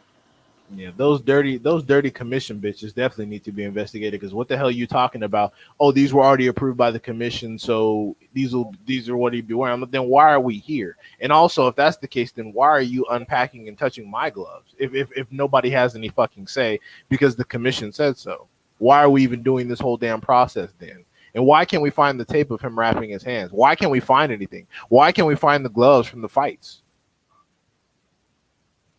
Like it's nuts. And I'm sorry, but you know, even if you are American, with all due respect, you should have known better. All these bitch dudes need to go down.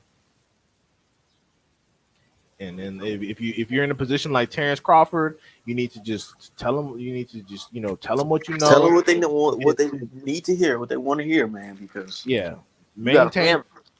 Yeah, exactly. Maintain your plausible deniability. Say I'm just a fighter. I signed with a promotional company. I wasn't aware of what subsidiaries were attached, and then get the fuck out of there. Don't say no more. Don't say no less. Yeah, you saying I'm not. It's tough. It's tough when you say that.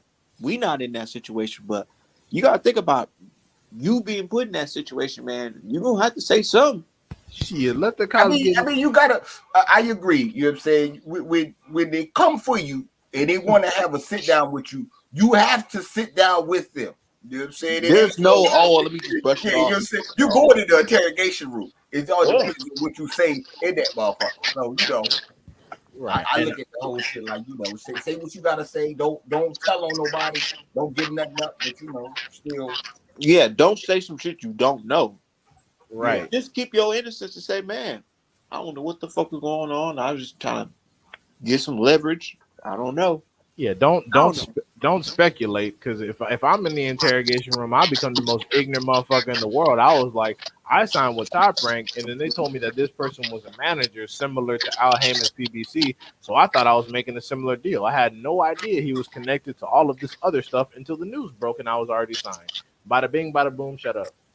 And then the rest of it is talk to my attorney, please. Yeah, see, I agree with those things, but if that's the truth, you know what I'm saying. But your man from the camp. Hold on, 1 second, Supreme. But they're gonna say, imagine you being the cop though, and you like, well, shit. Well, your man just tweeted he getting money from some other places that's not motherfucking ESPN and Top Rank. And then I'd be like, that's exactly why we cut ties. Because he just cut ties with Bomax. I'm like, that's exactly why we cut ties. That shit, it gets real sticky, man. It gets sticky. Yeah, that shit's nuts. Yeah, man. For real. And we already know, man, you know what I'm saying? When the feds come, they already know where they're coming from, man. They got the info already. You know what I'm saying? Yeah. They already got it.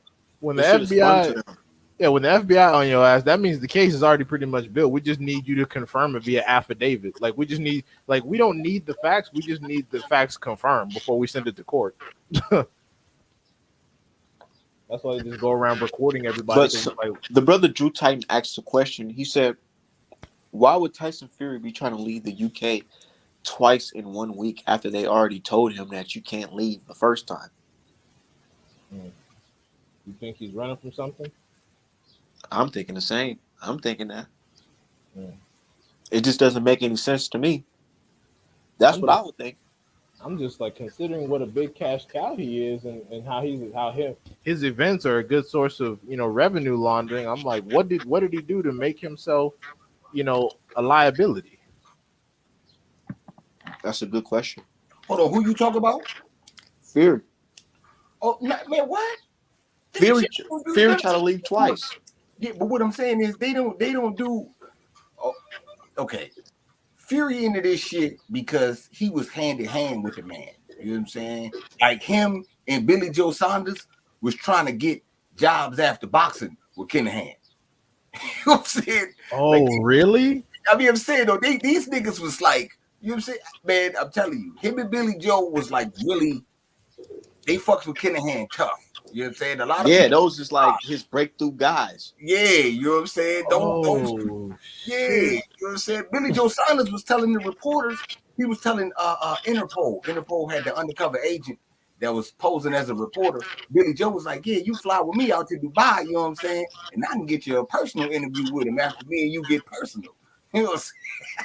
So they was trying to get put on, like become made men in the organization. Hey man, hey, he wasn't talking Oh about hell no! set shit up. I mean, you know, so Oh yeah, You seen Billy Joe Saunders when he posted the rat thing?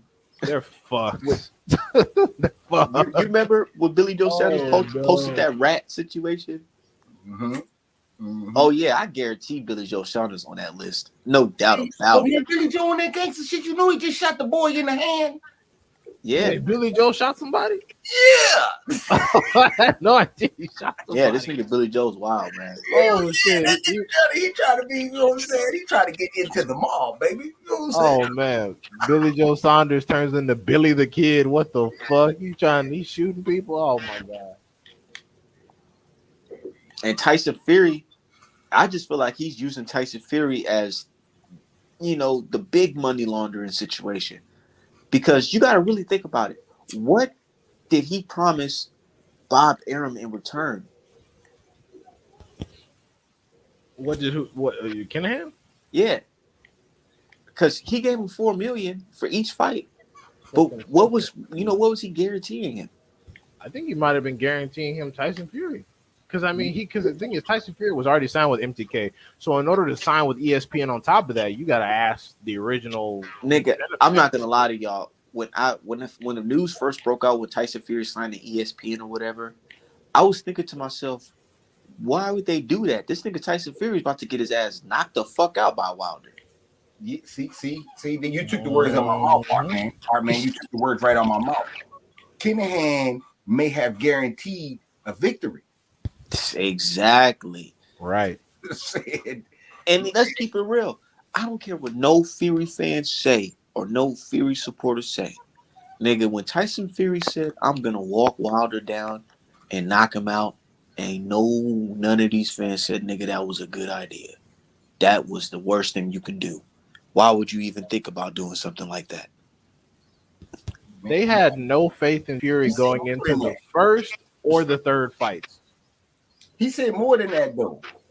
That boy had he and that's what I'm saying. Tyson Fury was out because he knew he had the victory in the bag. He knew. Saying wild shit. I dip my hands in gasoline every day to get him tough. I jack off. And there's dumb Negroes who actually believe that dumbass shit. You know that, right? But see, that's what I'm saying though. He was saying he was saying I do this and I jack off 9 times in a day, and everybody was like, "Oh, nah, he's playing. We don't believe him. We don't believe him." But he knew what was going on. You know what I'm saying? So, and then he over here, the whole Wilder versus Fury 3 build-up was like something of itself. Like literally, like this nigga is on camera saying, "Yeah, I cheated you. Yeah, I sure did do it." What the fuck? This nigga signing ESPN contracts, fight contracts drunk on ESPN. Shit's nuts, bro. Man, when we go back and look at all this shit, when we watching 30 for 30, we gonna be like, damn, that was kind of bad. Boxing show did turn a blind eye to all this bullshit. It's gonna be crazy. It's gonna be really crazy if all of a sudden people just start either retiring from the sport randomly or just straight up coming up missing. It's gonna be weird. Niggas gonna come up missing, bro. And I feel like the people who's gonna come up missing is the snitches in the UK first. Like Billy Joe Saunders, I haven't heard. Billy from Joe him. he ain't gonna snitch. I think he will. I just haven't heard from Billy Joe in a while. Is he okay currently? When was his last tweet? I don't know. You see what you talking all that gangster shit? Keep making YouTube videos and shit, talking about, I'm gonna get put on. Where is he right now? Weird to me? You know what's weird to me? Shane McGuigan, that's fucking Tommy Fury's new trainer, and he's the nigga that was snitching on Daniel Kinahan on the documentary. The word? Yeah. All the British fighters he got over there, he's snitching? Yes. All right, Shane. honestly, it's a lot of British like people over there that's been snitching on Kinahan. You know what I'm saying? Because he been coming in and swooping in the gyms and take all your good fighters. You know what I'm saying? Money talk. They follow the money and shit. You left with nothing. They be like, yo, that's Imagine you having a gym and you got a little prospect. You like, damn, this boy shows good. A couple more years, I can make him do this, and that. And then the dude just come in your gym like, man, I like this kid. Go ahead, let's talk to him. Then what? Take him away from you. And that's why what's his name got that case going on. What's his name? Jojo Diaz. Yeah, Jojo Diaz he just on some weird shit. He got a fucking sex crimes case, so that's not like anything. No, not that case. What, you got another case? Yeah. The poaching case, nigga. Oh fuck! All right, I forgot about that. Shit just it goes deep, man. Like these niggas are involved in so many fucking crimes. I feel like a fucking detective. I need files on these people. Like all these dudes are dirty. We need a fucking clipboard, like how the I mean, FBI got that's how the game go, though. I mean, that's just how the game go. I mean, I'm saying you got a friend that deal birds and shit. If you deal with him and he's selling birds, you know he gonna know somebody that steal cars. You know that he gonna have somebody that I got a plug on cable, man. I don't even pay cable. I get free cable. I got a nigga that stole my car for me. You know what I'm saying? I got niggas. Ain't nothing over the table when you dealing with somebody that big that's underneath the table. Right. Especially when they get a bunch of money and you don't know what the fuck they do for a living. It's like, all right, let's just don't ask any questions. Just don't ask any weird questions. You'd be okay. Damn, yeah, the poaching case. Oh shit, wait a minute. Isn't JoJo MTK too? Yes, nigga. That's what I'm telling you. He got that case going on with that. Oh fuck. I don't, bro. And like I understand not wanting to be repped by Oscar. That's whatever. But when you over fighting on PBC or whatever, you should have just signed up with them. Why do these niggas go to MTK? It's because motherfucking MTK and them came in the game on some Mondo Burger shit. But they're not. You know like, what I'm saying? MTK I don't know D-Hive if you get that reference. No, I do. But like, it's just like MTK. Outside of maybe giving these people like personal bonuses or something, MTK hasn't even been hosting a lot of fights. No, but they said that that's these guys have 100 the fighters. That's the point. See, that's what I'm saying. Like the Zone got all the fighters they had because they came in the game throwing out crazy money, right? Yeah. When you got niggas that like, yo, shit, I get 25,000 to fight. These niggas talking about giving me 525,000 to fight. Hell yeah, I'm going to the Zone, right? Right? I'm not sticking over here for that bullshit. That's what MTK Global was doing with the management side. They were swooping these niggas up, giving out because it's all drug money. That's why they could, nigga. They like nigga. So that's how they overpay fighters. I need to check before the fight. So that's how they overpay fighters and stay solvent. Yeah, you know what I'm saying. Think about it. We paying everything. Anybody we paying. They was paying YouTube niggas. Nigga, they said Carl Frampton has a Ferrari, but haven't received a check from them guys. Never. See what I'm saying? I know niggas. I'm telling you, like I know niggas on YouTube that was getting paid from MTK. So I know good and damn well what they doing to the fighters.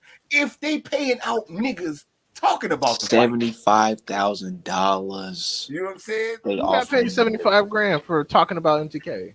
They offered motherfucking what's his name? What's the brother name? 78. The general. I mean, but no. I wasn't just talking about him.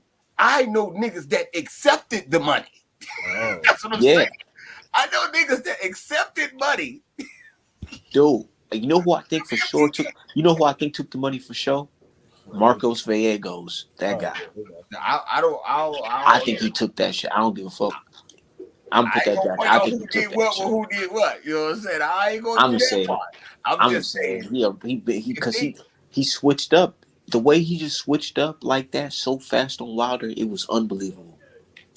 It's a couple niggas out there like that's what I'm saying. Look, look, this is what I do. If they go pay a nigga that's talking about the boxer, I know they're willing to overpay the boxer without a shadow of a doubt. You know what I'm saying? They didn't run to old media with that shit. They ran to the niggas that call themselves new media with that shit. Michael Benson. That's what I'm saying. I know it's easy to pay old media. You know what I'm saying? It's easy to. They probably got a payment plan already set up. Yeah, so yeah, just put the money in an account. I got you. You know what I'm saying? That's how this shit is. It's like a feature from a rapper or some shit. You know what I'm saying? That's nothing for them. But to reach out to motherfuckers that's not like that, hey yo, I'm trying to tell you, man. I'm trying to tell you. Like to see it. That's why I say, man, this shit going, man. Oh yeah, even my boy T, he told me, he said the people that offered him some money too. He didn't Yeah, take the money, but he said niggas and offered him. Because you yeah. know what that money comes. That's not just free money. That's a contract. I mean, you know what I'm saying? It is what it is. I don't even look at, like I said, I didn't even pay attention to none of that part of the game to me. You know? Man, you gotta really think. I was just talking to D Hive about it. You gotta really think about it. These niggas came in around the time COVID was, you know what I'm saying, was big and all these fucking fights were Nah, being in a bubble and shit man. like They that. was here way before that, art, man. No, I'm saying, I feel like they came at dudes around that time as well because niggas wasn't getting no money around that time in boxing. And those guys was the guys that was giving out the money around that time.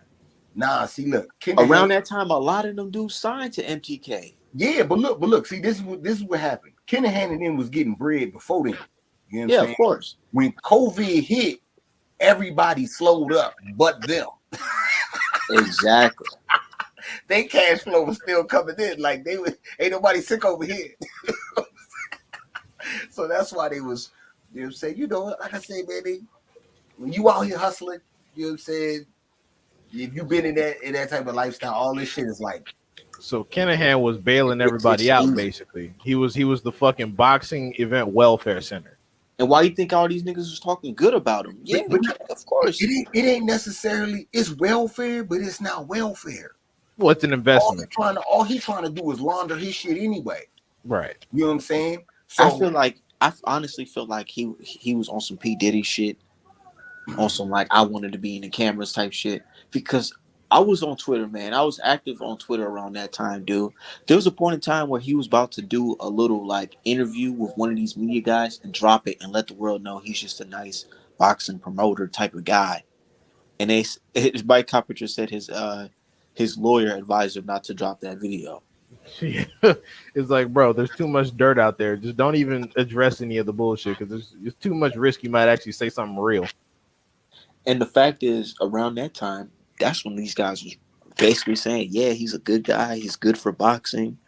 You remember that whole good for boxing talk? Which is disgusting because BBC had been exposing him repeatedly. That's what I'm saying. Like niggas don't know how big this dude is. Like, yo, He's the Pablo Escobar of Europe. Yeah, I really think he was on some motherfucking Chapo shit. Like I watched like the documentaries and the story on Chapo and shit, right? And the government was letting Chapo do his thing in Mexico. Truth be told, you know what I'm saying? Chapo became the guy on this side of the globe, right? And America was cool with it. It was no beef. Then the nigga said, I'm about to open up a new facility in the Middle East. And America sent that nigga a letter and said, yo, we've been letting you do your thing. Ain't nobody saying nothing. If you open that, we gonna come and get your ass. You know, Chapo being Chapo say, yo, man, I don't give a fuck about that shit, man. Open that shit up. And you know, eventually they came and got his ass. I think it's the same thing with this nigga. They knew he was doing shit over there. You got that whole side of the globe over there. Because he was doing big things. You know what I'm saying? They say he doing deals with Nigerians, motherfucking Colombia, all that shit. Niggas in Spain. I'm like, wow, nigga. But you gotta really think about it. $1 billion to motherfucking Europe, to the whole other side of the globe. And I think he tried to bring that business towards this way. And you know, we got on that ass. You ain't gonna be you know some other gangsters here. They're like, hold on now. Yeah, that's one of the things I was saying at first. I was because I remember when this story first broke. My first question was, what did Kinahan do to get on the bad side of the American authorities? Because when the U.S. wants you at the paint, they come get you. Because they already know. Like the U.S. intelligence community obviously knows about the drug trade in Europe. So my first question was, did Kinahan accidentally kidnap a U.S. senator's daughter? That's some crazy nigga. shit like I've heard that they had sent some people from America to investigate that man, and those people are no longer with us. Oh, okay. Well, yeah. If you killing American operatives, then yeah, that's pretty much your ass. I don't even think, like I said, I just think, you know what I'm saying, trying to expand. That hasn't been confirmed, but I'm hearing that could be one of the reasons as well. Wanting to expand is enough for them to come get your ass. You know what I'm saying? Especially if you're Hispanic and you out here flipping guns. Yeah, you doing a lot. I mean, you can flip guns over there, but if I catch you in South America doing that shit, in the Americas doing that shit, I'm gonna come get your ass. Right. It's like they said in Sicario. It's not about stopping the drug trade wholesale. It's about controlling it to make sure we know who the fucking players are, because we can't have shit getting out of hand. Yeah, and it ain't gonna be in one nigga hand. Right. Exactly. We need to get our percentage, and then the rest of you niggas need to get regulated. And if somebody want to get bucked, well, then it is what it is. Y'all gotta really think about it, dude. $1 billion, bro. Now I'm looking at that. How you I'm looking at $1 billion? Man, Wait, you talking about the zone bailout? No, I'm talking about that man, DK. How do you accumulate $1 billion in the drug game? For some drugs, that's nothing. He was doing that, man. He was doing that like motherfucking monthly. Pablo Escobar was making like $600 million like a month or some crazy shit back in the 70s. That's nothing with some drugs. That's crazy. Because I'm thinking to myself, if you're making that type of money, somebody higher up in some good higher positions allowing this shit to go on. Of course. No, listen, man. Most of the time when niggas in those type of positions, they are the higher up. Right. It is no government come and get me. You know what I'm saying? There's only government that's going to protect me. You know what I'm saying? Because they want a piece of this money too. It's a motherfucking $1 billion a month. The United States regulates for way less than this. like the United States will regulate an entire country for way less than this. So yeah, of course they know. And then they got this nigga Tyson Fury out. Boy, he about to sing. Tyson Fury gonna sing. I'm curious. He's gonna sing. Yeah, I mean, you think he'll sing for Asylum in Vegas or some shit? No, nigga, that nigga gonna sing. He not coming. Look, man. Oh, yeah, he is gonna be. He gonna be free. Fuck you mean? He gonna sing and be free. They gonna treat him like heavyweight champ. You don't think cartel people gonna get to him?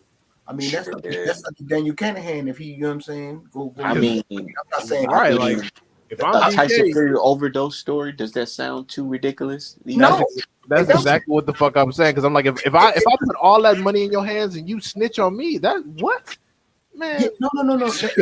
Look, man, I'm not saying that won't happen. What I'm saying is, I know he gonna tell. That's what I'm saying. I know he gonna tell. He giving it up. You know what I'm saying? It ain't even though if they pull him, like banning him is one thing. If they pull this motherfucker in for questioning, oh wait, he gonna give it up. He not taking no charges. You know what I'm saying? He not taking. So my thing is, what's next? What's next? If you know that these guys were banned, you know that there's a $5 million bounty on the guy. What's the next move for these guys that they might make public? I don't give a fuck about these foreign dudes. That's what your dumb asses get. I don't care what the fuck they do. I don't know. You know what I'm saying? My okay. And this is just me just throwing shit, see what stick, right? Go ahead. But if Fury try to come into America, he gonna make one attempt too many, and they gonna take his ass and be like, now that we got you, since we told you can't do this. You know what I'm saying? And you keep on doing it. You know what I'm saying? You know what I'm saying? They're gonna be like, oh, we told this nigga 2 times already. He not They say he was they say he was causing a little ruckus when they told him he couldn't go a second time. That's what I'm saying. Let him through. Let his ass through. Well, you think he's gonna be incarcerated or just taken in for questioning? Taken in for questioning. No. See, that's what I'm saying. You try to sneak into the country, your ass gets incarcerated. Okay. But I don't know if it's sneaking. Question is because the way you answered your questions, you got let go. I'm just saying. I'm just saying. And you know what? That's what a lot of criminal organizations use to gauge what happens to you. They get you in a situation where you go in, and if you come out like the next day, it's like, oh, okay. Okay, like I learned that from The Wire. Like they would have dudes go in on purpose, and then when niggas came out the next day, like within the same day, it was like, oh, okay. So The clearly, police will purposely do shit like that to get you whacked off while you're right, in your own set. to get you killed, so they can catch up with the killer and then get them for information. Because you're not talking, and it's funny because you will get killed over not saying anything. And you can be in there, yeah, I'm a real nigga to the end. Man, it's like it's politics. These guys love doing this shit. And it's so familiar they did this with the last couple niggas, man. The fact is, it's like what is that? What does this do to boxing, man? Because what if they have to come in and try to big brother boxing? They do. They do need the Big Brother boxing, and also I'm tired. I'm tired of these fucking foreign sanctioning bodies having so much goddamn control. Suleiman and his bullshit, the WBA and their blatantly racist bullshit, and the WBO with sucking Bob dick. I'm tired. I'm tired. They need to come in and regulate these fucks and clip the top of the leadership and then tell the foreigners that if they don't start following the rules that America sets and making everything uniform for all the champions and all the contenders and making all the rules uniform, you can fuck off from this American money and have fights in Panama with your bitch ass. Exactly. Have fights in Puerto Rico forever. Yeah, I'm Don't have tired. no fights over here. If you're gonna have that racist ass judge, you need to have her over there and where the fuck y'all from. Yeah, fuck that. And then we can just nationalize the IBF and then have one champ per division. And if you want to come over here, you sign over to our rules or you fuck off. I don't know if all that's gonna happen, man. No, it's not going to happen, but that's what I would prefer. This shit too much like the Wild Wild West, man. Yeah, it's too much money. It's too much money changing hands. There's too much money with all the sanctioning bullshit. Too much money in the belts. Too much money. It might kick one of them out. Like I say, you know what I'm saying? I don't know. The WBC fuck around, you know what I'm saying? Because Mauricio put his mouth on everything. Anything with some money, he gonna put his mouth on it. No, Mexico is a massive country that has a lot of boxing talent. That's the one that's not gonna go. Nah, see, hold on. See, that's what I'm saying. Mexico is straight. Mauricio ass might be down for the count. I'm just saying, when they run this paper trail back, if he got anything to do with anything, I'm trying to tell you. Oh we. You know what I'm saying? I think he for sure know what happened between Wilder versus Fury. And I feel like they just I feel like man, it's not if knowing shit is something. I'm talking about receiving payola. Yeah, you got money from MTK straight out, and you knew, or you got money directly from Kinahan. You know what I'm saying? Oh, yeah, it's going down. That is something that you will have to answer for. Why did he give you this check? Who paid for you? You honestly think the WBC paid for themselves to fly out to Dubai to hang out with him? And pay for their own meal? In the lease, our man is in the leases. So he gave you this check for an event in America, and you didn't pay no taxes on it. Come here, let me talk to you, player. Wait, for which event? Yeah, for any one of them sponsored events that MTK Kinahan was out here throwing. You know what I'm saying? Even a little Wilder Fury 2, Wilder Fury 3. You know what I'm saying? He involved. You can't have all these fighters and not be involved in shit. My thing, what trips me out is how can Bob Arum openly tell the public that he gave millions of dollars to a known crime boss and nothing's happening to him or his company? Because he's bigger. He a federal snitch. Come on, man. Stop playing with Bob Arum, man. And he's a former United States attorney. But not even attorney, just he a snitch. He's on documentation for corroborating with the feds. That's what he has done. You know what I'm saying? That's what I'm saying. He used to be a fed. He used to be a prosecutor. No. But that's what I'm saying. No, being a prosecutor is one thing, but committing a crime and then telling on the niggas you committed the crime with to be let go, It's something totally different from prosecuting. You obviously wasn't a good prosecutor because you could have prosecuted your way out that shit, but you didn't. You told real But I quick. feel like, yes, I feel like the reason why he told so quickly is because he already knew there would be some type of backlash, and he already had a plan B. Yeah, he knew the This- rules. You I'm can just either saying, this is you why can he's either not snitch or breaking you no can plead sweat. out. This is why he's not breaking no sweat right now. You know what I'm saying? He's not tripping off none of that shit because he know I tell. I tell if I got to. I got me fucked up. He just said, "I'm 90 years old. I need this company for my grandchildren." So yeah, What this is you what mean? happened. I was telling when I was motherfucking 30. Shit. My age don't matter. It's in my blood, nigga. I give it up, nigga. I give it up quick. I ain't playing that shit. Said Jason says, "Salute y'all." Shout out to brother Julius and Jason, man. We just, and I'm just kicking back and like, what's crazy is I was thinking I would get a gang of trolls talking shit or whatever, but it's not that many. Some of them are just really sitting back and watching this shit like, oh shit. They nervous too. Shit. Yeah, and they don't have, and what's worse is that they don't have the courage. They don't have the courage to publicly spitball or try to digest an idea in a group unless the media that they trust has already done it. And then all they do is get in those little spaces and repeat their fucking talking points and pretend to be insiders when it's really you just saying shit that somebody already said. Yeah. Like, you know, it's not that big of a deal. But yeah, no, I'm this is massive news. It could affect the entire sport. People's lives are at stake, lots of money, and people are talking about fucking Bam Rodriguez. Yeah, look, all this shit's going on, and these niggas is talking about Bam Rodriguez and shit. I'm like, nigga, Bam y'all Rodriguez is not better see than this Booth. shit? Like Bam Rodriguez is better than Haney and Boots put together. All right, that's nice, but talk about Kinahan. What? Who is that? Did you see Canelo wearing a baseball jersey? Right, like why are those niggas doing stare downs at Yankee These Stadium? niggas will look at each other wherever they at, huh? Fucking weenies, bunch of fucking weenies. Like, I swear, as much hype as Eddie Hearn trying to give that fucking fight, you would think Andre would have his career trajectory be better by now. Taking these washed niggas to Yankee Stadium, but fucking can't get Andre or Devin Haney any fights. Ain't that a bitch? That's just sad, man. That's just sad, man. All I know is Triple G do knock this nigga out. Yeah, there's gonna be a lot of confused niggas running around the box. Oh my god! If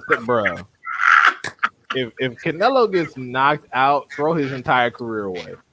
No, Imagine that. but niggas Canelo gets stopped. Tyson Fury gets indicted. Half of the sports get indicted. Imagine that. That's tough, man. 600 people, man. It's gonna be funny as fuck if PBC is the only fucking firm left standing after this bullshit. it's gonna be funny as hell. Nah. ESPN not gonna let Top One fail. Yeah, Shit, I think ESPN will cut ties before anything. nah, they will motherfucking buy that shit from that nigga before anything. But yeah, we're gonna just take that. Thank So you. you think just do a little hostile takeover and fire everybody from the top down? I ain't gonna say fire everybody, but there's gonna be a lot of new faces around that motherfucker if ESPN take. That's for sure. Hell yeah, it's gonna be. They gonna have Sage Steele in that motherfucker somewhere or something. It's gonna be some shit like that. It ain't gonna be the boxing nigga. Like, yo, why the fuck do we need Joe Tessitore and them to say dumb shit when we could get a motherfucker that don't know shit to say dumb shit until they learn? Well, shit. What would be smarter is just letting letting fucking Top Rank dissolve as a company. All the fighters' contracts dissolve with that company. The fighters sign somebody else, and the ESPN just partner with that firm. Like shit, PBC, ESPN, and then they do like a multilateral deal with Showtime, and basically PBC could be the new HBO, where everybody goes to fight, on even ground. Or instead of HBO, they could just do Showtime boxing, and then Showtime is the new HBO. Everybody just fights on Showtime. Because that's how it used to be. All the different promoters just fight on HBO. So instead of that, all the different promoters just fight on Showtime. Yeah, shit, sound good to me. At least then you'll have no sides of the street argument. Everybody just meet up at Showtime. But the promoters and nope, everybody just meet up on Showtime. The Village Brother said, "Bruh, I'm here with the popcorn, just watching it go down." I'm over here reading Jake Paul's statement. This is what Jake Paul said. I'm gonna read it. He says, "Tommy, no matter how hard you try to get out this fight, I'm going to do everything in my power to not let you weasel out. My team and my partners have made it clear the steps you need to." He said, hold on. He says, "My team and my partners have made it clear the steps you need to take to solve your latest excuse. Take them or admit a scared little bitch." What steps do you want him to take? It's not up to you, bro. I don't get it. What step does he have to take to Bro, get the fight? Jake Paul is dumber than Tommy Fury, bro. Man, listen, man, this is all a scam. This is that part.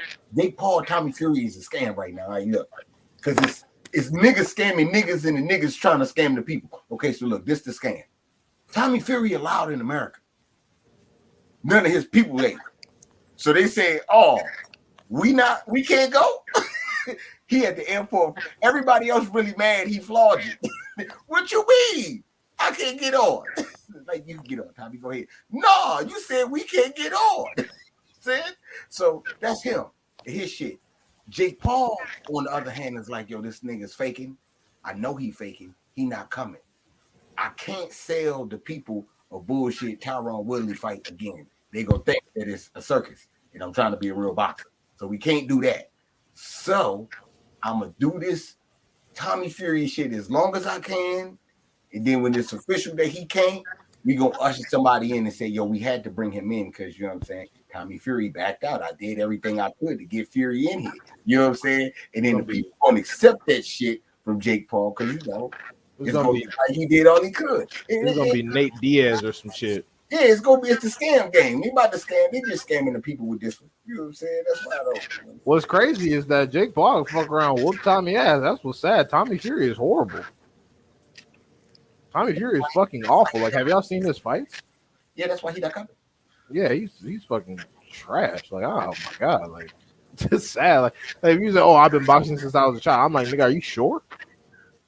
Yeah, he has been boxing since he's a child. Man, look, the Furies ain't good boxers, and he is the motherfucking off-brand child. He's not even like the real baby. Well, shit, Tyson Fury at least. Tyson Fury at least exhibits some skills. Tommy Fury shows absolutely nothing. Hey, look, man. Tommy's a creep baby, man. His daddy was on a creep with another chick and had him. That's what I think too. That's what I think because they look nothing alike. Yeah, they got a different mama. You know what I'm saying? That makes a lot more sense. That's what I said. People said I was stupid. Nah, man. Look, man. Tyson Fury and the other fat boy Fury. That's the mama that you know what I'm saying, the baby mama. The Tommy Fury is the mama of the bitch he was fucking with. He got some money. Right. See, that makes a lot more sense because Tommy is significantly better looking than like Tyson. And even Huey is a cousin and he's ugly as fuck. So you know he's related. Yeah, you know what I'm saying? You know what's funny? I'm just reading the comment section of the Tommy Fury situation, and these guys literally have no clue. They're just sitting there like, why can't he just fly to a different country? Fly to Spain. Let's fly to whatever. Fly to Canada. These niggas don't get it. Jake Paul could go to him, but why would Jake Paul do that? What's going on, brother Julius? The trouble. What's good with you, man? Shit, Off work early. I said, man, I can spit with them a few minutes today. How you feeling about Tommy Fury being officially banned from the United States of America? Well, like I said to y'all last night, man, it got everything to do with Tyson. You know what I'm saying? Because the United States government is not going to give no more chances for any type of money laundering to happen. You know what I'm saying? So they already know how Tyson got down with Kinahan. So Tommy was just guilty by association because clearly he didn't have anything else to do with Kinahan because he wasn't no real fighter anyway. You know what I'm saying? And he was a 4-round fighter, so he benefited him none. You get what I'm saying? But a big event like this could bring about some money laundering. You know what I mean? So they were like, nah, that's okay.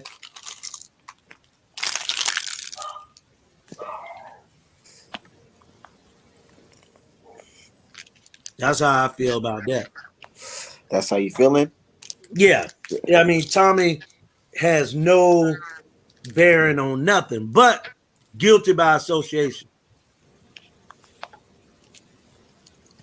My UK people texting me right now. He says they need Barry McGuigan to lead the investigation because he's the one, basically the first one that started ratting on Daniel.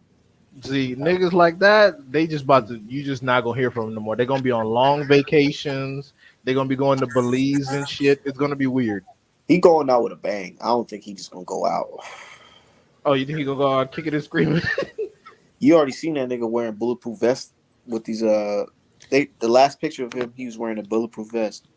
These niggas need to be like Julian Hassan's and just pack up their family, pick a country, and pull up some couches in the embassy because it's about to be a while. It's about to be an interesting year and a half. When Dubai give them up, that's gonna be the end of it. Dubai already agreed to freeze some of their assets.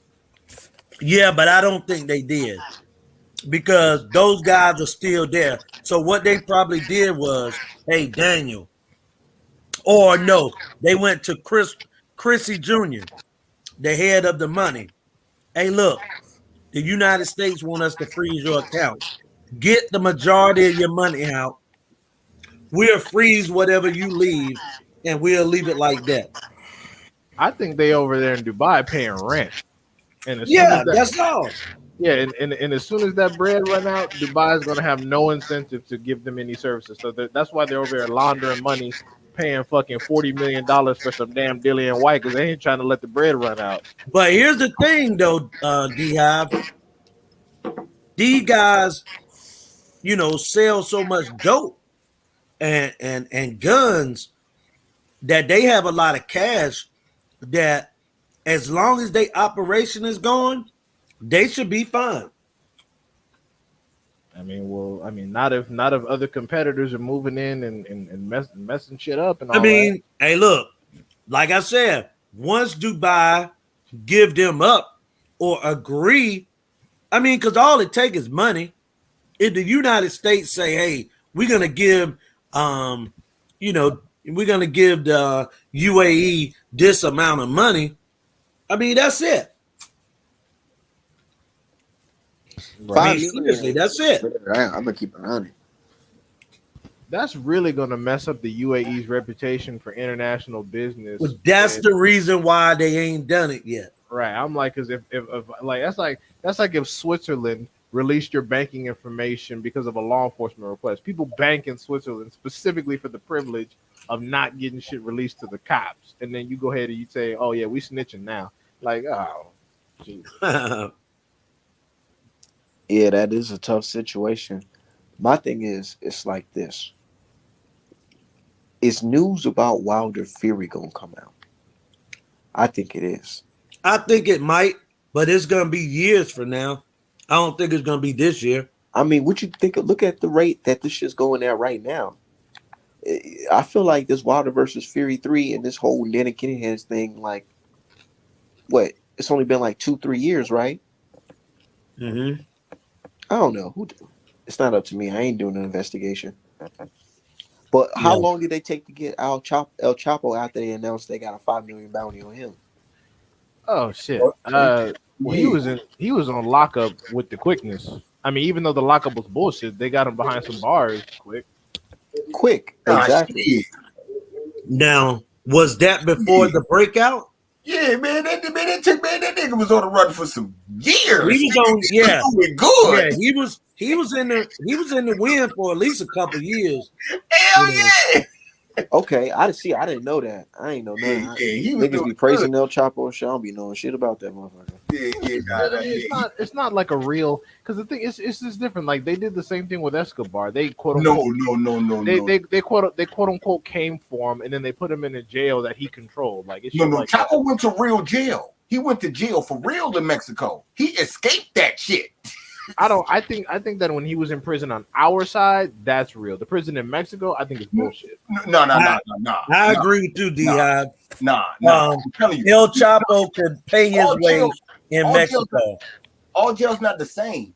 You know what I'm saying? But in the beginning, he was in a tough ass prison. Like they was doing him dirty.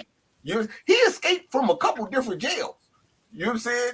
Yeah, but brother, I'm gonna tell you what I agree with what D-Hive's saying.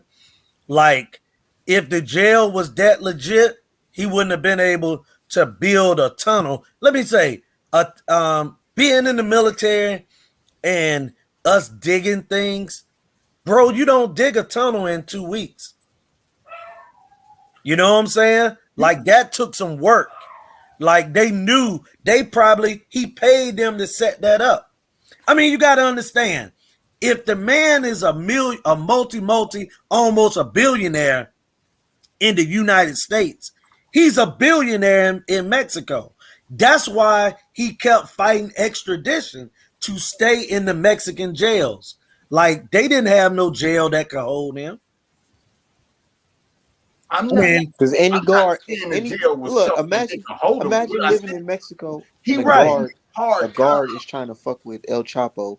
Man, that he'll fuck around and have that guard whole family wiped out. No, and that's what I'm saying. No. So y'all got the game. I've seen like the documentary or El Chapo. I'm trying to tell you, he was in the jail. It was tough as shit, but he got out of that joint, no doubt. You know what I'm saying? And I'm not saying that the jail was American standards. No, I'm not saying that at all. And I'm not saying wherever he went, he ain't having luxury. Of course, you're saying the nigga's a millionaire. Come on, man. You know what I'm saying? Of course. But he was doing hard time in one joint. He broke out of that motherfucking joint and went to another one. And then it was smooth sailing in the other joint. You know what I'm saying? Co-ed jail and all that shit. Yeah. But he went through one tough ass joint, man, in that motherfucker.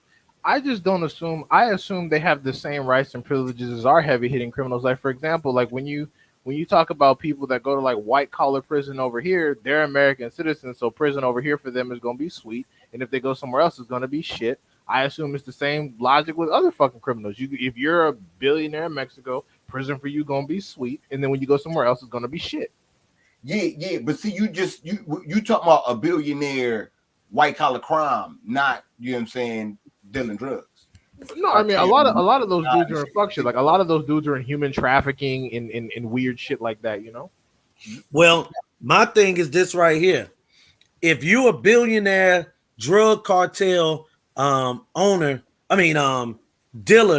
in Mexico, Colombia, and any of those South American countries, you also have political influence. So that's the difference. Chapo didn't have more so there than here.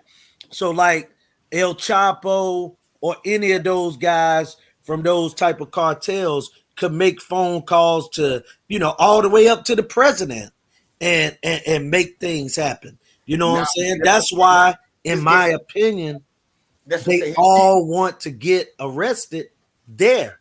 Because here's the thing. They can buy a jury. You know what I'm saying? They can buy a judge. I mean, what is it they can't do over there in that country? First of all, El Chapo was getting visits where he had his girlfriend would come in and spend nights. And again, like the village said, what's up, groups with fire? To build a tunnel is going to take months, sometimes years. So, El Chapo had that thing. You know what I'm saying? He could have been getting out every day and come back at night. Like, we don't even know, man. Ain't no telling. Just like Epstein. Just like Epstein. Epstein was sentenced to jail here. They got this motherfucker in 4K going to his house in an Escalade during his prison sentence.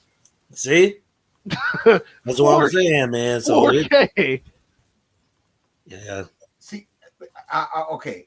Like I said, man, the game is. I understand what y'all saying, but it wasn't like that with Chapo. He was fucked up in the game because these niggas tried to kill him, and they killed the wrong person, and the wrong person they killed happened to be a cardinal. You know what I'm saying? So wait.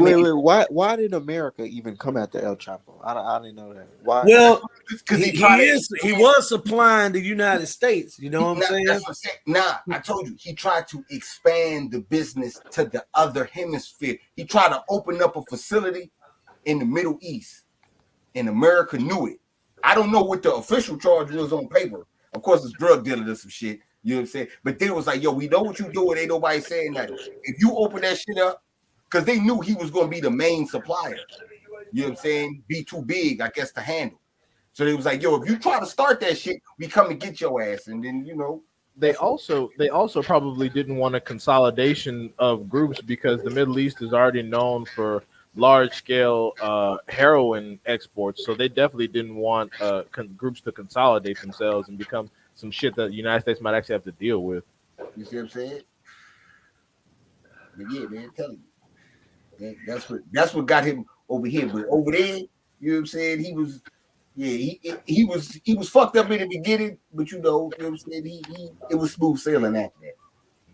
And I don't give a damn what y'all say. Jail ain't too good, you escape. What y'all talking about? You know what I'm saying? You leave every day and come back at night. The nigga still dug a tunnel, so it had to have been something. Oh no. Everybody want to be out. Yeah, so. I mean, nobody want to be even in the greatest jail because he went to jail. You know what I'm saying? And nothing's like being at your own house. But right. What's my man from Colombia that got killed? Pablo Escobar, right? Yeah. He Colombia allowed him to build a prison on his own property. Yup. So again, man, you know, people can do some crazy stuff, man. They can do some crazy things. That's what I'm trying to tell you, though. Like motherfucking Escobar was the man of the people. So when they had to come get him, because they did have to come get him, it was still people fighting for him. When Chapo got locked up, they didn't give a fuck about that nigga. You killed the cardinal, nigga. Everybody in Mexico is Catholic, and you killed one of the Catholic priests. And he was like, yo, I didn't even do it. That's why he killed a Catholic priest? Nah, these niggas. Okay. This what happened, man. He was leaving, right? It was another Mexican cartel he was beefing with. They knew he was leaving that day, and they knew he was in like a white car. You know what I'm saying? Say like a white Ford. You know what I'm saying? They knew that. So when he came to the airport, he seen the niggas creeping and like snuck off, right? It just so happened that a cardinal, you know what I'm saying? Like that's like underneath the Pope. One of them niggas underneath the Pope. He happened to be going to the airport too in a fucking white Ford, and they shot that motherfucker up. Oh my God. And in the midst of them shooting at the Ford, Chapo escaped, but they found him. He was running through the airport, did some more shit. They shooting out in the airport and shit. You know what I'm saying? Everybody blamed Chapo because, you know, he was the nigga they was coming after. So, yeah, that's what fucked him up. He ain't have no more. All the political ties and shit he was doing, it went to shit. Because, nigga, you killed the cardinal. Nigga, the people don't like you. The government can't stand by you. The fucking drug dealers that was after you is eating good now. You know what I'm saying? Like, it was just a shitty situation for him. You know what I'm saying? He bounced back. That's why I don't mess around with that shit. And now all that type of shit Daniel Cunningham got going on in boxing, got niggas at the weigh-in getting shot up and shit. That's what I'm saying. That is nuts. That's nuts. Yo, that's why I followed the Cunningham story so tough. You know what I'm saying? I follow that shit tough because I'm like, yo, this nigga's just like that over there. You know what I'm saying? Like, the documentary say that he was in a war, and the bitch said, but hey, my brother. Also, I want to say this about it now. Now, you remember that the El Chapo situation you talking about with that cardinal got mistakenly killed? You do know what year that was, right? When was that? It was 1993. See what I'm saying? So my thing was this. Man, people can say that they religious and they spiritual, but bro, money beats preacher getting killed. You know what I'm saying? So I'm not downplaying it because it was significant, but at the same time, the police over there didn't even feel the need to file charges on the people that killed the cardinal. So I'm not saying that nobody cared, but when money started getting placed different places, nobody cared. You know what I'm saying?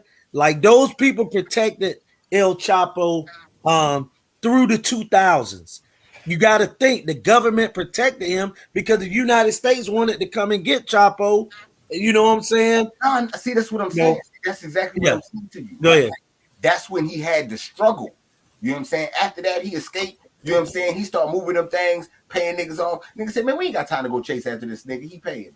You know what I'm saying? Yeah. You know, money do make shit go away. You right. You 100% correct. You know what I'm saying? But I'm just saying, at that time, it was a nice little struggle. He was right. Said beefing with niggas. It was some other niggas that was running shit, not him. You know what I'm saying? That's why he was all fucked up in the game type shit. But you know, they came and got him. Now that's why I say that Kinahan shit is the same fucking way. The nigga had a war with some niggas. The bitch said, well, it wasn't really a war because they killed people 13-2. The score was 13-2 at the end of the war. Kinahan would shoot niggas. He would kill a nigga, and if you went to the nigga funeral, he gonna shoot your ass too. What the fuck you over there mourning about? I'm telling you, that nigga gangster, man. That nigga gangster. You know what I'm saying? Amen. Yeah. Earlier, Art Man, you asked about some other guys. You know, Carl Frampton is on that list. Matthew Macklin. Yeah, he said Frampton, but he said Frampton. I didn't know about Macklin, but Matthew Macklin. All those garbage dudes. Yeah, just basically, I believe Collier is Conlon. Wait, Michael Conlon. Oh shit, Michael. You know, his father was a part of the Kinahan crime family. Oh, you know what I'm saying? It's his father or his uncle. I mean, that's how he got in with those guys. Andy Lee, you know. Oh yeah, I knew about him. Yeah, I knew about him. Oh, that I mean, he been in that shit. A British boxer, Daniel Gall. You know, it's a lot of people, man. As far as that, I mean, I haven't heard this, but I assume Richard Schaefer.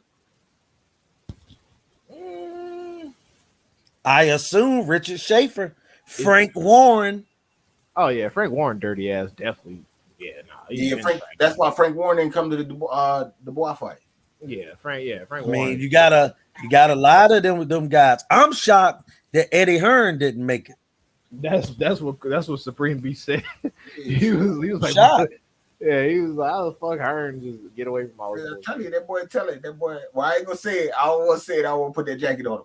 But I don't know. He smell like Red Lobster. I know that. You gonna get Hearn clapped over this shit. Smell like Red Lobster on this motherfucker. I just know that. Watch all of a sudden Eddie Hearn have a fucking like a random DMX episode, just have a heart attack out of nowhere. Like, oh, we found him with needles and hose. Like, oh, it's the same story. Whenever they want to get, it's just like how they got Sonny Liston. Sonny Liston, never an intravenous drug user. One day, all of a sudden, he's doing a bunch of heroin, and that's it. Right. Like what? Right. Yeah. Sure. That was nothing more than the mob assassination. Yeah, the mob hit him. Sure. Yeah. Sure. Hey, fellas, look, I gotta cut out, man. I holler at y'all on the back end and shit. Yo, All right, stay, good to hear stay from safe, brother. Sure. All right, my brother. Yeah, but no, that's the easy way. That's the easy way they could do it. Like shit, I learned that as a kid from watching the George Clooney movie Michael Clayton. This motherfucker been an attorney his whole life. One day somebody sneak in his house with a little needle, inject him between the toes. He has a heart attack in his hole. What? Yeah, bro. Like, dude, they're like, people don't understand.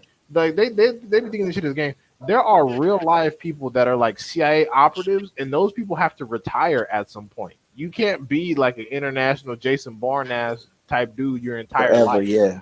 Like, you gotta retire at some point. And when these dudes, they come home, they need jobs, they don't know how to do shit else but kill people. You think they're gonna work at a bank? Right. Like, right. Right. Nah, bro. And you know something, D-Hive, that was a running joke when we was in the military and the type of job that I had, man, where I was in artillery, the FDC, and we always used to say, we sit in tanks all day and blow up people, because you got to think, once you become artillery, you can't go to any other job in the military. That's one of the only jobs you can't change the MOS in that. At that time, the early 2000s. But yeah, man, that was the running joke. All you're gonna do is go home and be a police officer, or you know, in some security firm like you know. And niggas be having PTSD and some more shit. There were some dudes. There were some dudes that were ex-army that got caught in the Philippines for trying to take out some politicians. They had digital recordings, and what's worse is that they had already been in the Philippines killing people for this organization for like 6 months, and they would take photos to record the kills and then send them to the dudes paying them. Like people think that this shit is on that's in the movies.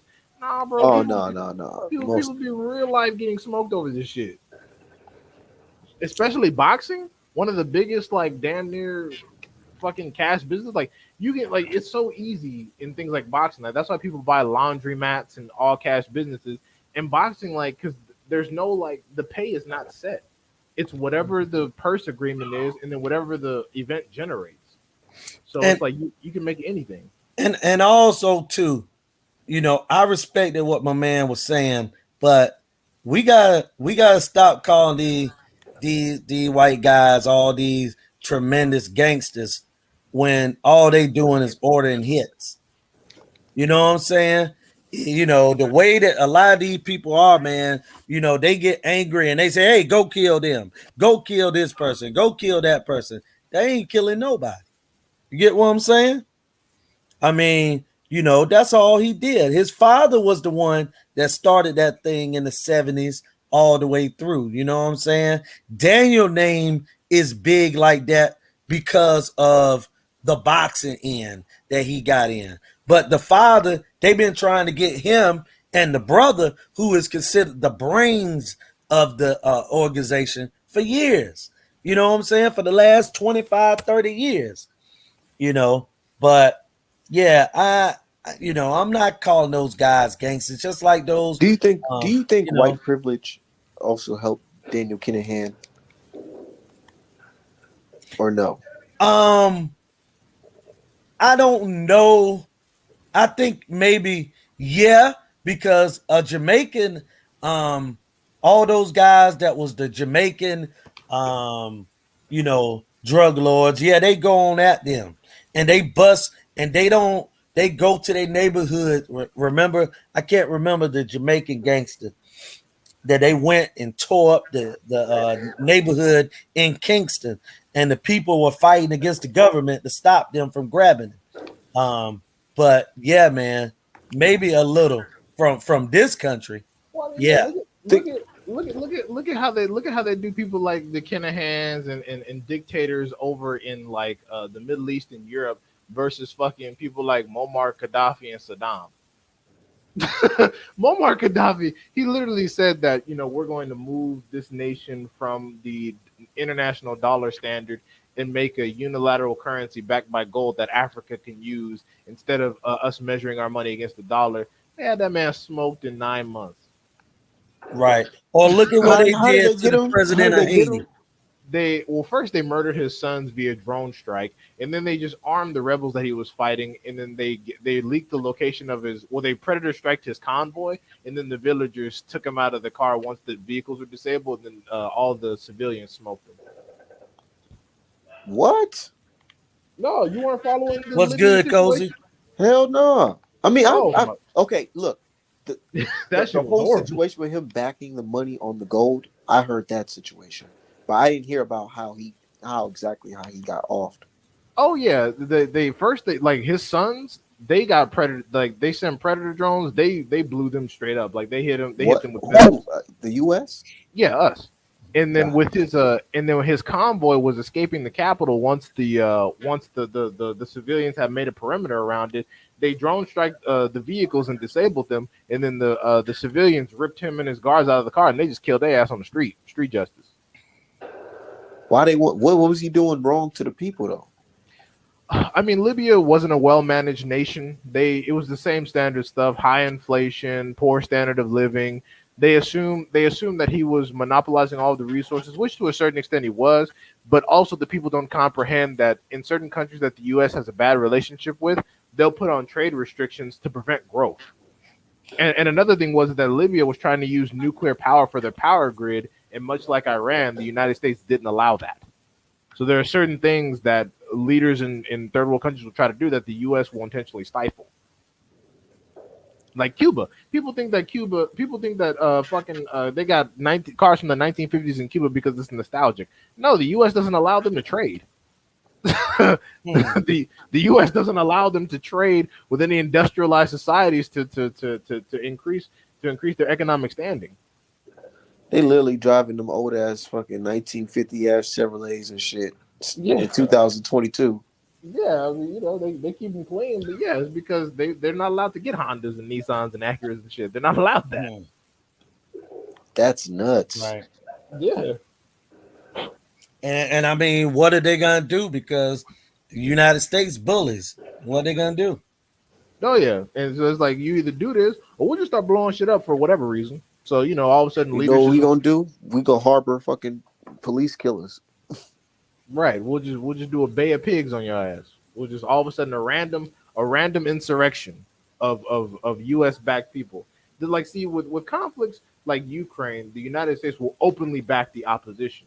But in other nations like in Libya, Cuba, where the populations are a little bit darker, they don't want to be openly associated with the bullshit. They're like, well, maybe the rebels got some help from Western sources and dumb shit like that. And I mean, to be honest, man, as far as that Ukraine and Russia thing, that situation is just exhausting, man.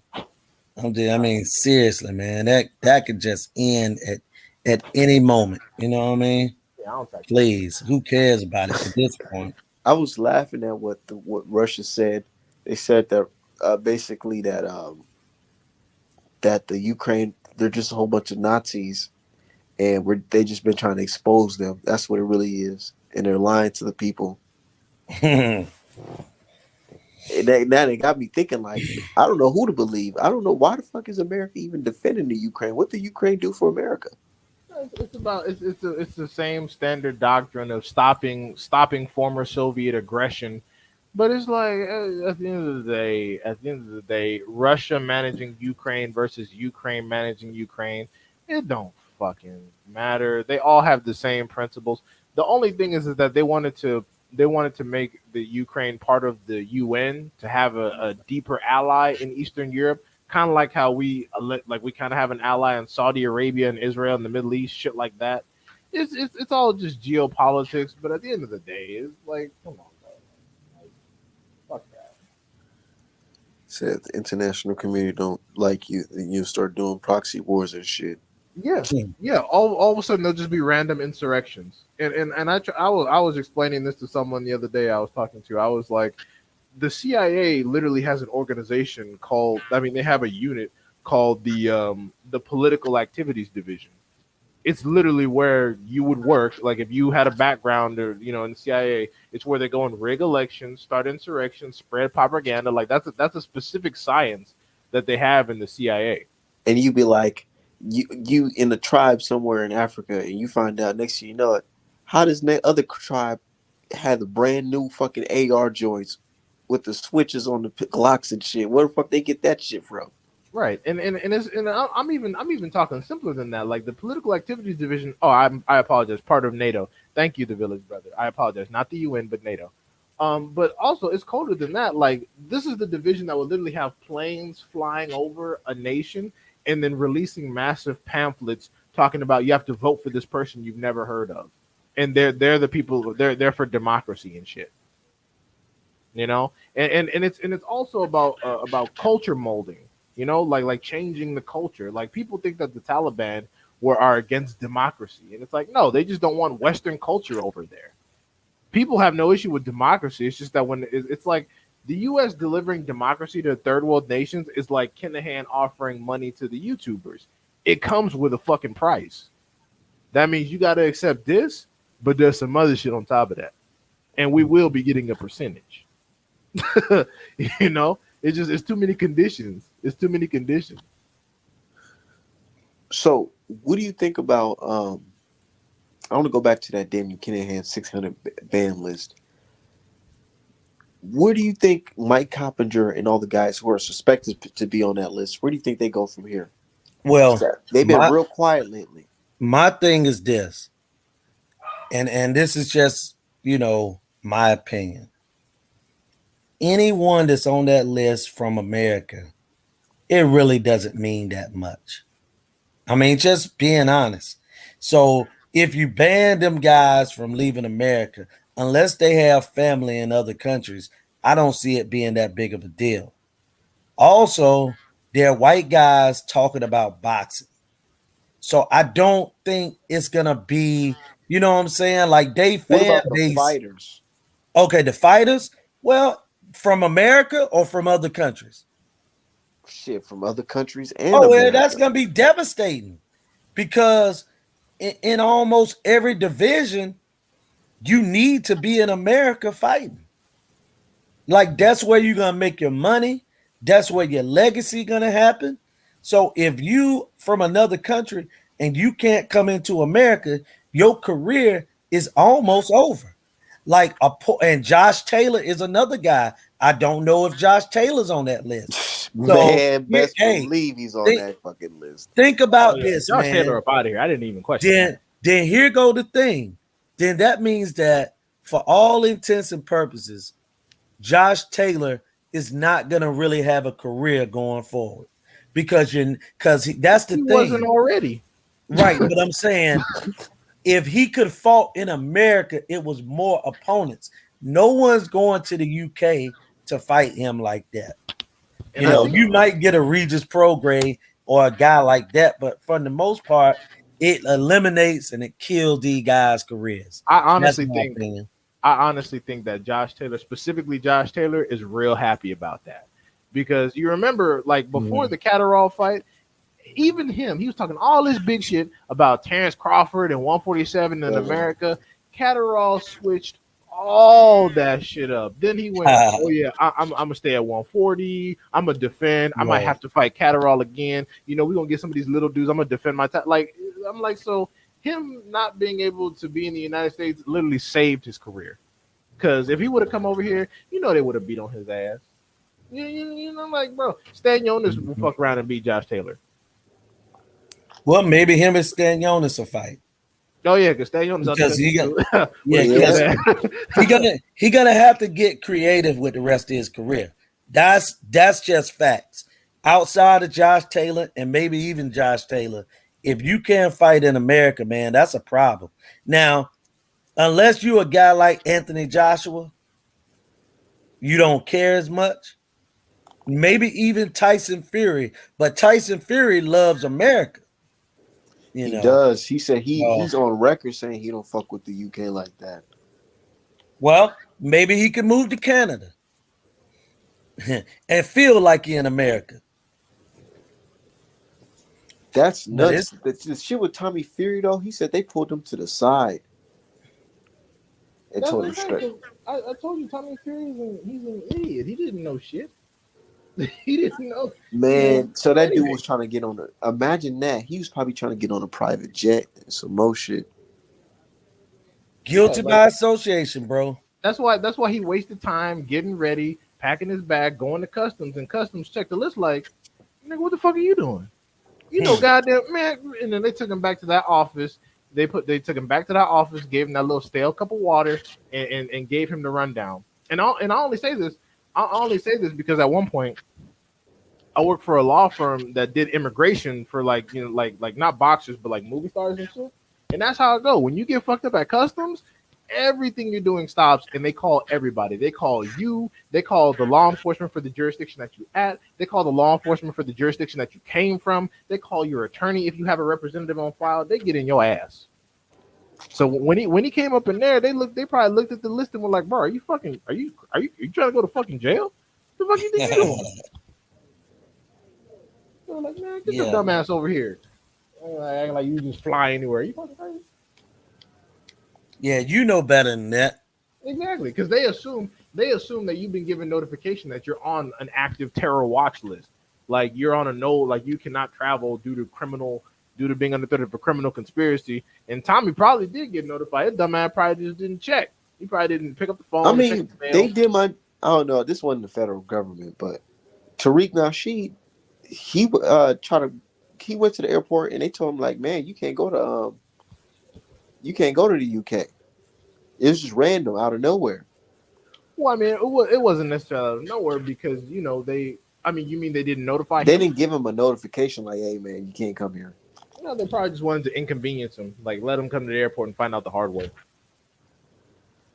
They Yeah, ain't and sure. again, his thing was for, you know what I'm saying, talking black issues. That's You know what I'm nuts. saying? That's Um, super nuts. Yeah. Yeah. I like Tariq Nasheed. I'm 50-50 on him, but I like it. Well, while you 50-50, you gotta let me know. Well, you know, bro, sometimes, and it's my opinion, Go ahead. I'm gonna share it. Everyone don't share this opinion.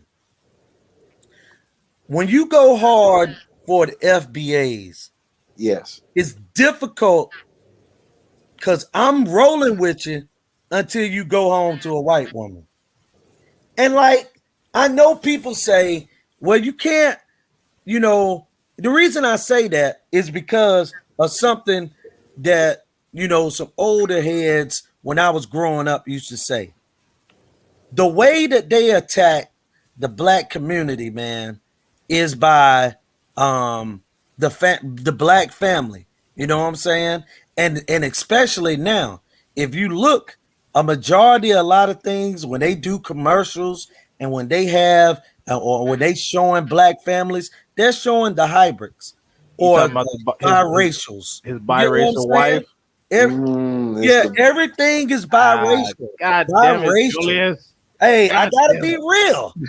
We can't- Everything that they shoot at us is biracial, and they also push the LGBTQ community.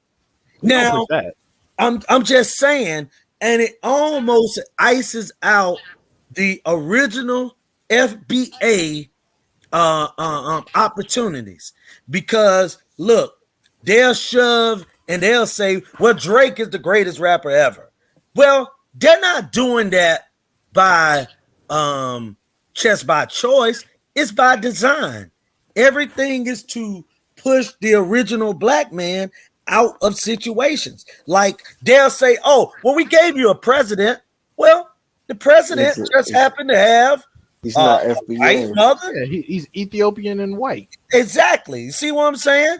Nothing is FBA. So when you promote an FBA, I need you to be fully sold to FBA. Now, I'm not going to sit here and act like nobody at some point in their life didn't maybe date a white lady or biracial, but I'm just shooting facts that I wanted, and that's why I go so hard about the Terrence Crawford, Earl Spence situation to turn all this back to boxing.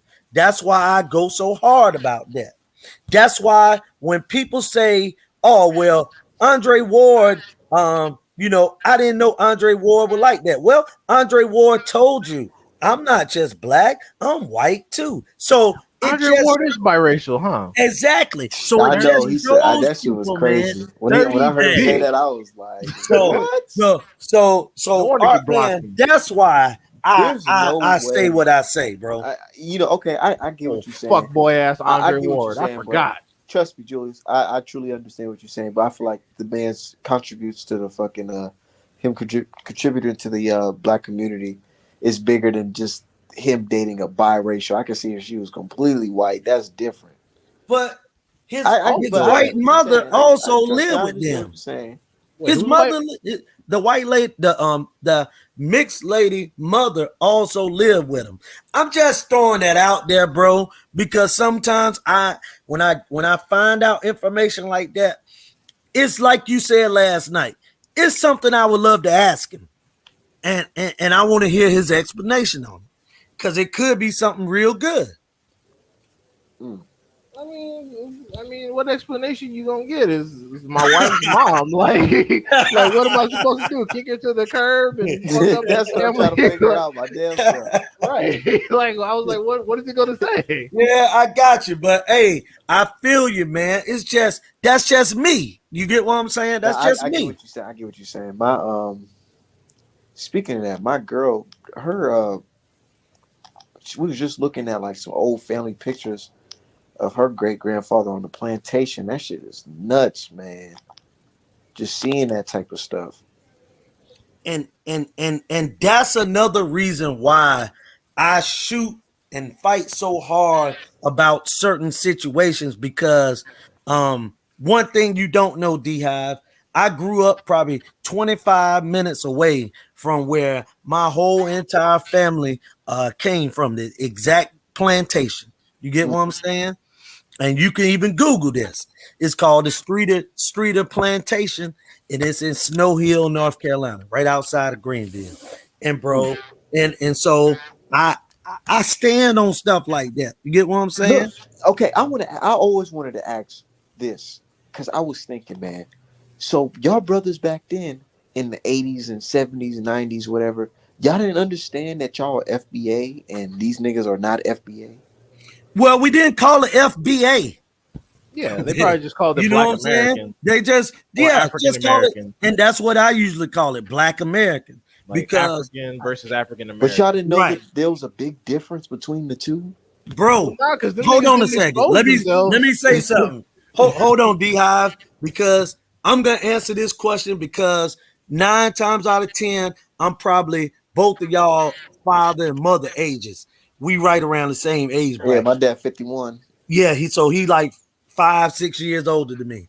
So I'm gonna put it to you like this: we always had those conversations, and when people that's why we always say we got to keep it together for us brothers. See, you can Google this. The town that I came from was 44% black, 44% white, and others. You get what I'm saying? And when I went to school, it wasn't as many um biracial kids like that. They were sprinkled every once in a while. It was always just black and white, and the blacks had their own businesses and were doing good. You get what I'm saying? But they always talked about keeping it together for us brothers. We always knew that Africans didn't, not all of them, but a vast majority that come to this country, bro. They come here and they already told and taught, hey, stay away from them black Americans when you get there. So they always had a certain attitude. I And just you feel like, already know, God damn, brothers. it's 2022, and now niggas. It went out was there like to that buy- in 1982. It It's was like not- that in 1992. They had the same mentality towards black Americans then. Okay, It's not our fault. They single themselves out. They make it so easy to identify them. Yeah, Right. and my point was back then. I noticed that when I look at these movies or whatever, look at the culture back then, it was really, really Pan African when it Yeah. comes to like being woke or whatever. Right, definitely. But y'all didn't understand, like, okay, yeah, Africa, that's cool, but we're from here, and them Hey, niggas over I there mean- don't be looking at us like we brothers. and Hey, look, sisters. when was the original Million Man March? Like 1997, right? 1995, I believe. 95. Okay, that was a FBA march. That wasn't no call to go back to the motherland. That was a FBA type of march, and it got over 1 million people. You get what I'm saying? So people have always, I mean, if you think about it, you know what I'm saying? Even when you go to the original Nation of Islam speech, they always talk about separating from these people, but we could do it right here. We can be a nation within the nation. You know what I'm saying? And they were talking FBA talk. They always would put Africans and others before they would put white. Guys like Dr. Claude Anderson, he knew early. Right. Oh yeah, definitely Caribbeans too. Definitely. The Africa shower Nigerians posse too. in I the know he 80s. was on the Yeah. East Coast Junior Mafia show Yes, Yeah, like, sir. posse in the 80s. and it's crazy because like even if you go on boxing Twitter, like even when people didn't put the foreign flags, you Me could too, DOG. Go yeah, ahead, Dion. no, that's Mhm. all good. Even when the people didn't put the foreign flags in their bio, you could tell. You could just tell based on Tell. the boxing stakes they were off. Like if you ever fucking encounter black people like, oh well, Lomachenko is the greatest, and And Tyson Fury. I'm like, you could just tell, I'm bro. gonna tell you, Julius. I honestly feel like I brought that to boxing Twitter, and now people starting to notice the difference because, and that's why those folks was that woman was so mad at me because I said, hold on, I'm noticing that y'all talking a lot of crazy stuff about Deontay Wilder. You know what I'm saying? But when it comes to this certain type of guy who's darker, but he's dark, but he comes from another place, it's all excuses. What's up with that? And then I start pointing out things like, yeah, because you guys ain't The Village Brother. FBA. Now I see it. Hey, And hey, that start hurting people's feelings. I'm telling you. And then you let me start answer this noticing. to the Village Brother. Go ahead. Village Brother, a lot of times, and I'm gonna use like Nigerians, Somalians, these not South Africans. Yeah, Nigeria, exactly.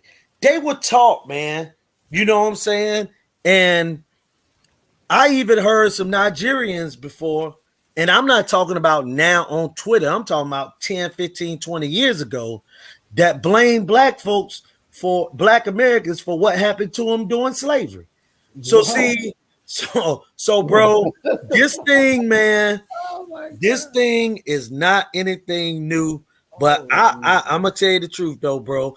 Even though I'm a FBA, I've always brought love to Nigerians, Ghanans, and we also got to give definite respect to those that lived in Liberia. They were direct descendants of slaves from the Carolinas and Tennessee and places Exactly. that went back to the country. Also, like I said before, the Nova Scotian, the Canadian Nova Scotians, you know what I'm saying? Direct descendants of slaves from the Carolinas and Tennessees that went there. You know what I mean? So, yeah, man. So that's why sometimes I'll go off on them tangents, and then sometimes I watch myself because again, some of these people just they don't know. They just don't know. They don't know their history, man. Man, it's just crazy. Like, even talking to the black UK people, it's like, bro, do you niggas live in the Twilight Zone or some shit? They don't have access They to the don't. stuff, man. Serious. Like, I'm sorry, but I have to disagree. They know the goddamn history well. They were just taught by their family members that you get better access, and it's easier to live when you assimilate. Because I had the same sort of college experience, and the difference is our parents raised us on Pan Africanism. That whenever you see someone that looks like you need to unite no matter where they're from. The difficulty comes in why there's hostility is because those that are not from the United States are taught the exact opposite. When you encounter them, you separate yourself and you back up quick because they're gonna get you in trouble if you're associated with them. That's what makes the situation hostile. And a lot of the times they had no issue understanding the history and knowing the events. It's just that they're literally taught by their parents, if you assimilate, you'll have an easier time. look, I had Facts. the black. Look, I I agree. had the black dude from the UK, the one that does the interviews or whatever in the UK. I had him on my show a while ago during the Wilder versus Fury 3 build up. And I'm talking to him about the situation. And he's just like, you really think that these people will conspire against this black man? Yeah. And I'm like, yeah, nigga, like, are you confused, nigga? This shit happen all the time. Especially if there's money in it.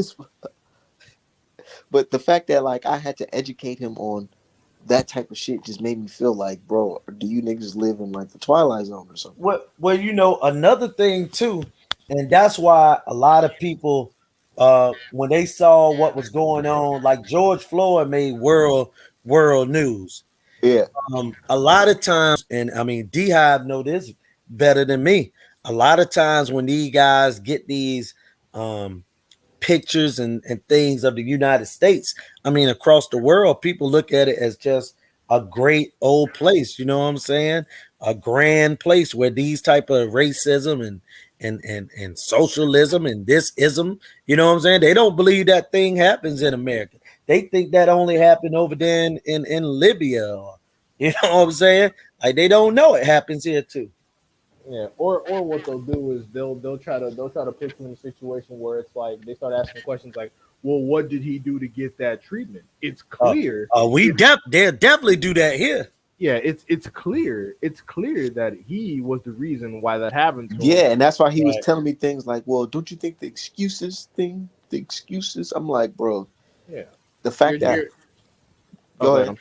I was just gonna say he's trying to rationalize the bullshit because as we saw, especially with that situation, Lomachenko and Tiafimo came out and made similar dumbass excuses that were even worse, to be quite honest.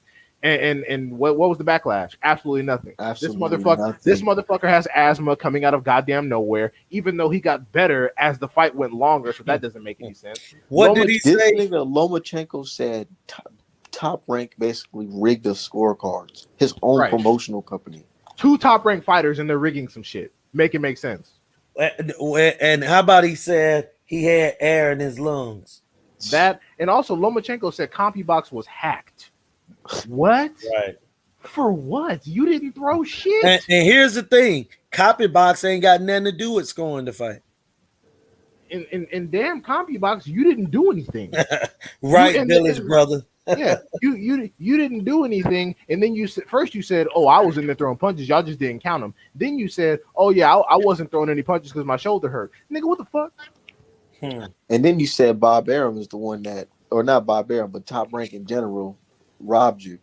Right. And so, and then these bitch dudes got no criticism. So you want And to then talk the about newest one, Canelo Alvarez said something happened before the fight.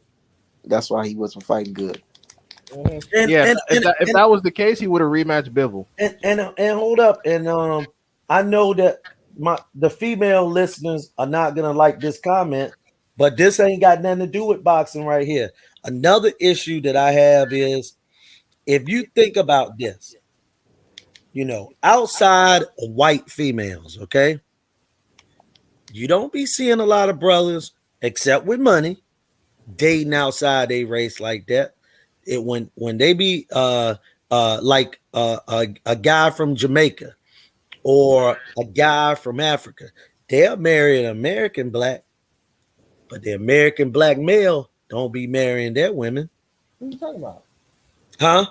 Like, are you referencing somebody? No, the reason I bring that up, man, the reason I brought that up out of left field is because I started thinking about we talking about the race relations right before this comment came up. And I wanted to get it out because sometimes I'll forget, D-Hive.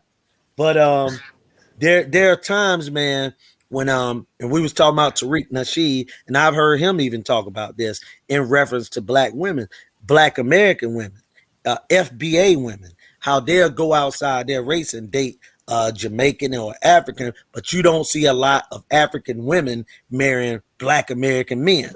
If you have, tell me where they doing that at. That's, I think, because of the socialization, like because in the United States, unfortunately, because of, you know, mass incarceration and specific social programming, is that black American males are more often time raised in single mother households, so they don't really know how to handle business and like put their shit down.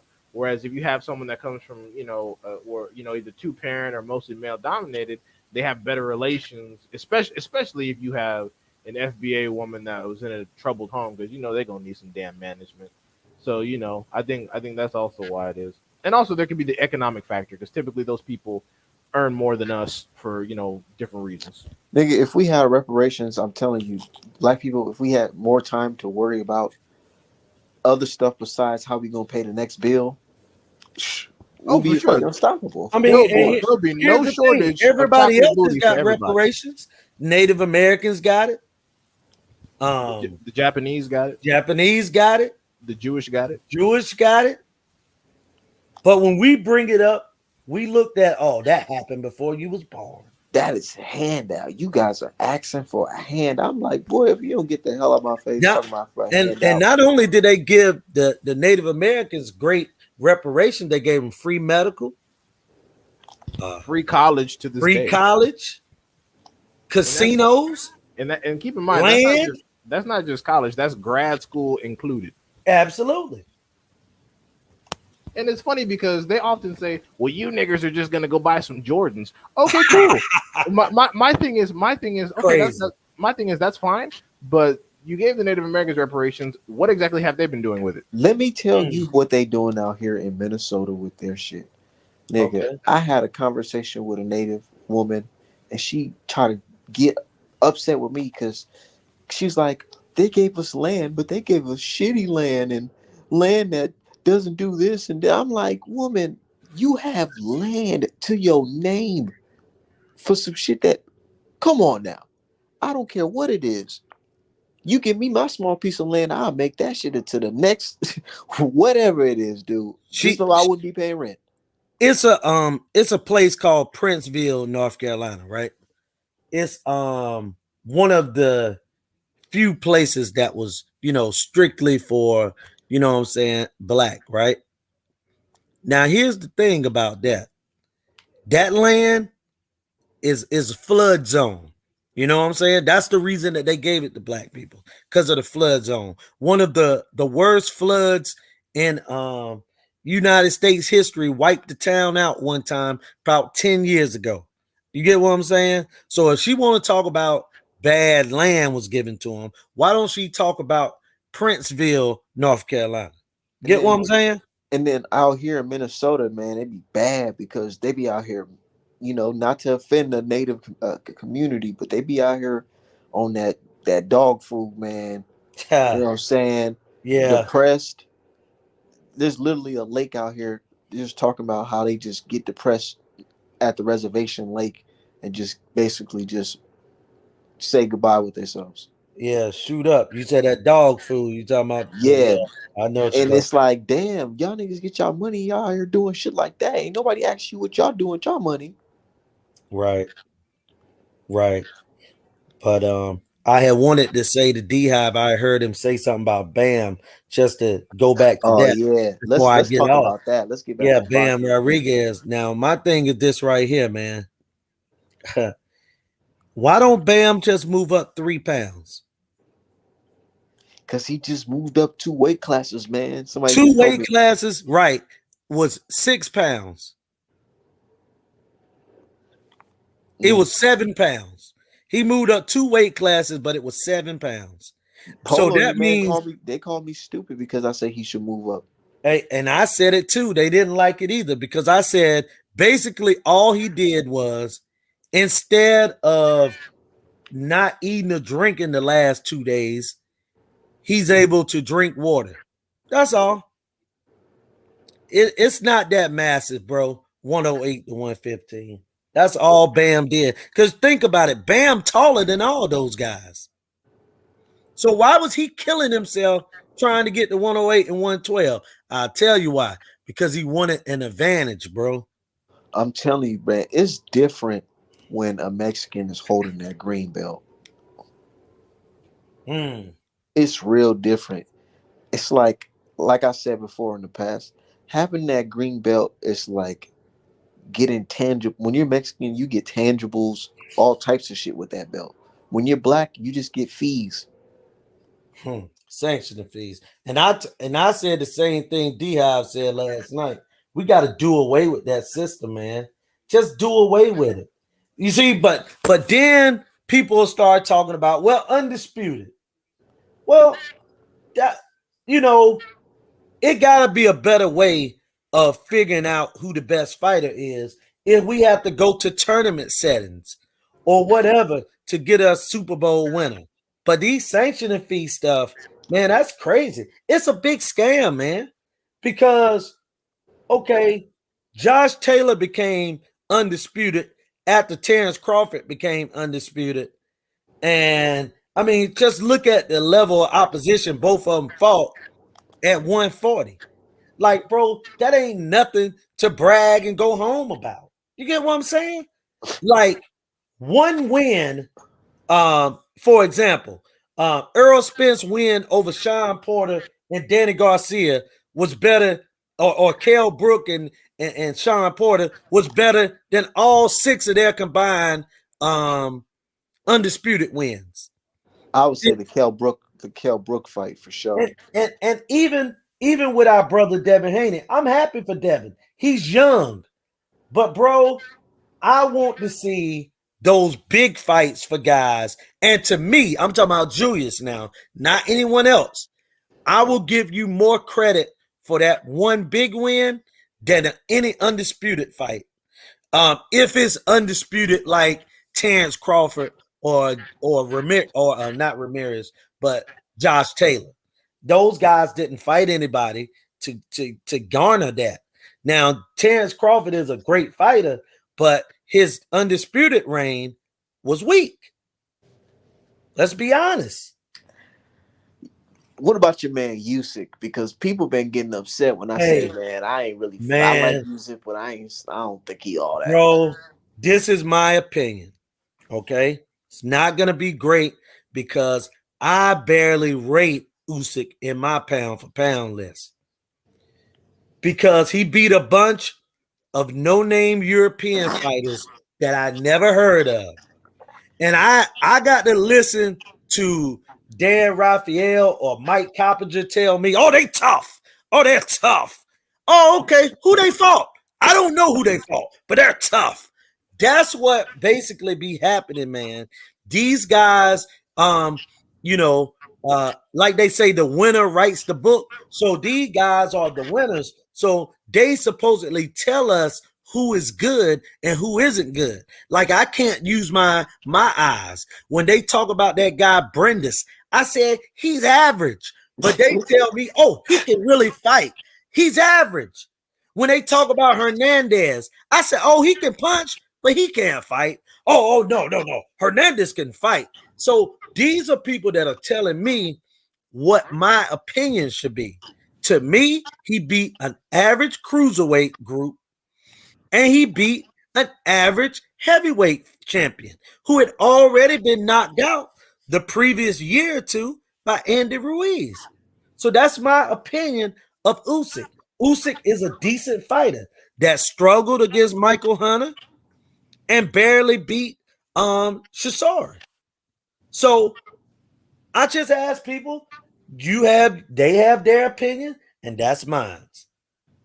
I just can't believe that Chisora had a tougher fight with Usyk than motherfucking AJ.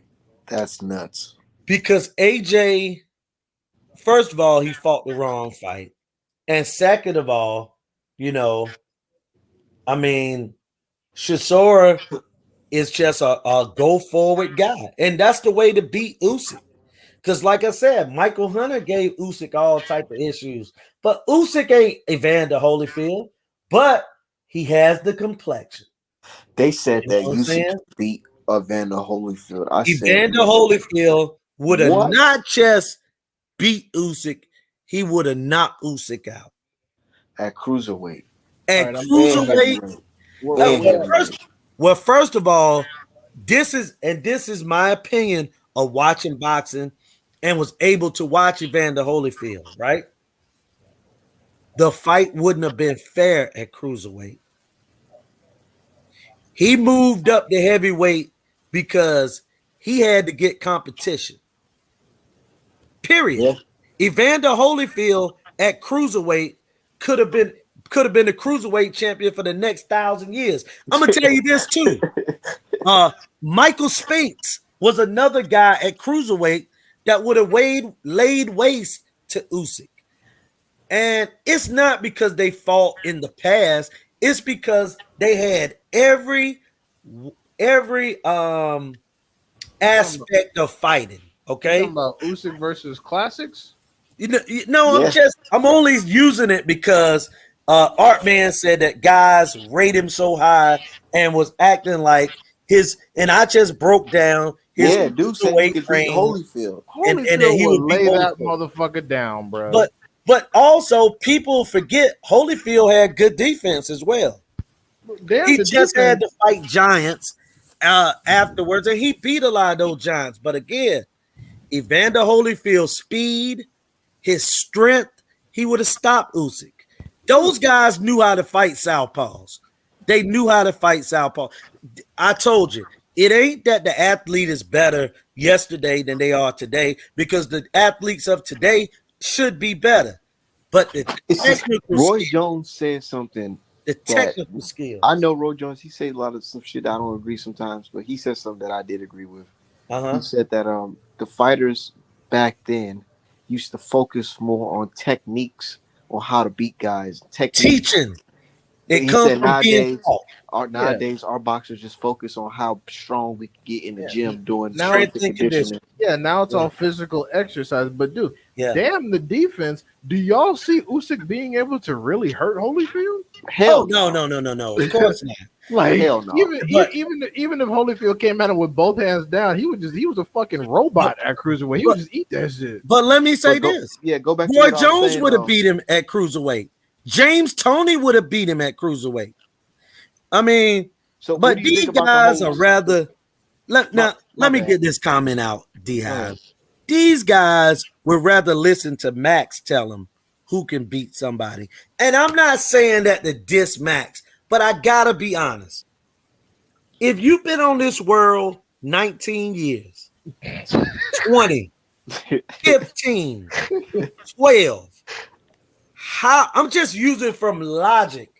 That's just like if it was a 70-year-old man up here telling D-Hive and me and you, Art Man, about race relations in the 1950s or 60s, we tell him, oh no, you don't know what you're talking about, even though you drunk water out of the black only water fountain. We still gonna tell you. These guys be trying to break down fights, going off of things they heard folks say on TV. And they just, you know what I'm saying, man, it's just amazing. Like, a lot of people don't know that Showtime been into boxing over 40 years too. They was the chief competitor with HBO. There were fights that weren't made because one guy fought on Showtime and one guy fought on HBO. It was that side of the street even back 30 years ago. I'm able to talk about it because I saw it. People forget Chavez and Whitaker should have fought 3 years earlier, but Chavez fought on Showtime and Whitaker fought on HBO. So it's always been that side of the street. And I get up here and I see a guy that's 21 years old or 15 years old tell me it was never a different side of the street. And I just shut up when they say it. I'm gonna be honest. My thing is, though, you can just watch the tape of their best performances side by side and just look and be like, who do you really think is coming out of this? People keep doing all these bullshit fantasy matchups with Floyd and shit. I'm like, bro, some of the people that y'all were talking about were psychopaths in their prime. Y'all got to watch some more tape. Holyfield was crazy. You as a cruiserweight, you would literally need a pistol. Yeah, and cruiserweight then was 190. So imagine if he could go up to 200. Oh my god, bro, see what I'm saying? Holyfield was in there. Like, first of all, if you're beating up any version of George Foreman and like taking it to him to where he got to like almost sit down, you're clearly not to be played with. And he got in there and decision George Foreman, which is crazy in and of itself. But at cruiserweight though, when he had more speed and head movement, dude, he was literally like heavyweight Sugar Ray damn near. The shit was nuts. It's just like too, man. When I had a guy tell me that Diego Corrales couldn't fight, I really had a guy tell me that the late Diego Corrales could not fight.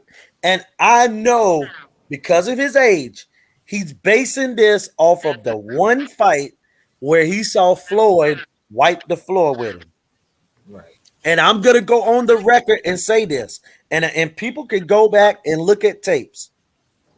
If Diego Corrales was fighting today at 135, it would be hard for me to see guys wipe the floor with him. Like, his record would be 42 and maybe 1 because you can outbox him, but the question isn't are you going to outbox him? Is can you take the punches of the hardest hitting 130, 135 pounder that ever lived on this earth that's 6'1"? Right. Nigga was See, like that's the question. Nigga was like Tony Harrison at fucking 135. Yeah. But better technically than Tony Harrison. Right. And see, that's what Roy Jones talking about. Bro, to be that good technically and can punch, man, that's illegal. That's not even legal, man. That's just like if Deontay Wilder was the best technical fighter and he was a puncher. It wouldn't be legal. He would kill somebody in the ring. Yeah, it's like on some damn near like Muhammad Ali, Frazier type shit. And all Deontay Wilder needed was for someone to teach him boxing when he was young. You know, Wilder never wins these fantasy fight matchups. You know that, right? Wilder would win them, and I would tell people Wilder would have knocked Wilder would have knocked Vladimir Klitschko out. I think he would have knocked Michael Moore out. Now Wilder I don't versus what's his name? What's the dude who upset Buster Douglas? Yeah, he would have beat Buster. Yeah, he would have got over him. He would have got Buster, but Buster is tough though, because Buster could really box. But I think Wilder would have beat versus Razor Riddick. Oh yeah, Wilder would have got Razor Riddick. Wilder versus Frank Bruno. Oh yeah, that was a tough fight. Frank Bruno. I think he would have. Hey, look, let me tell y'all something. Frank Bruno could fight. Frank Bruno only lost to super punchers. So Deontay might have got him, but he would have got off the floor and knocked Bruno out. You see what I'm saying? Now, Ray Mercer might not even have been as good as Frank Bruno, but I think he would have stopped Deontay only because he had a chin. Yeah, and he would have been able to, and he wasn't on steroids, but so I don't know if he wasn't on steroids, but I do know this. Deontay Wilder would have knocked out some of the heavyweights in the Tommy Morrison versus Deontay Wilder. Who? Tommy Morrison. Deontay Wilder. Yeah, he would have knocked Tommy Morrison in somebody's lap in the front row. But Tommy Morrison won't scare though. I think George Foreman will probably get on his ass. Yeah, because George Foreman had a chin, but also George Foreman could break guys down. He knew how to really break fighters down. George Foreman need his DNA study. The old George Foreman that fought, what's his name, Moore versus Wilder that fought Brazil. Man, I don't know, man. The referee might have to come in and stop that shit. Because Wilder, I think Wilder. He would have to because George Foreman won't gonna go out. That's what I'm saying. I feel like Wilder would have threw too many right hands, and they would have been like, "Ah, nah, this shit gotta go." But here's the thing, like Holyfield versus Tony. But here's the thing. Stop it. Just stop it. But here's the thing. Tony was a great technical fighter. One thing about George Foreman, though, that would have been a different type of fight for Wilder was that Wilder wouldn't have been used to anybody that hit like that punching him in his rib cage. Oh yeah. See, George Foreman, you might land 3 punches and George land 1 and it do more damage to you later. If y'all look at George Foreman, he had a lot of 7, 8, 9th round knockouts.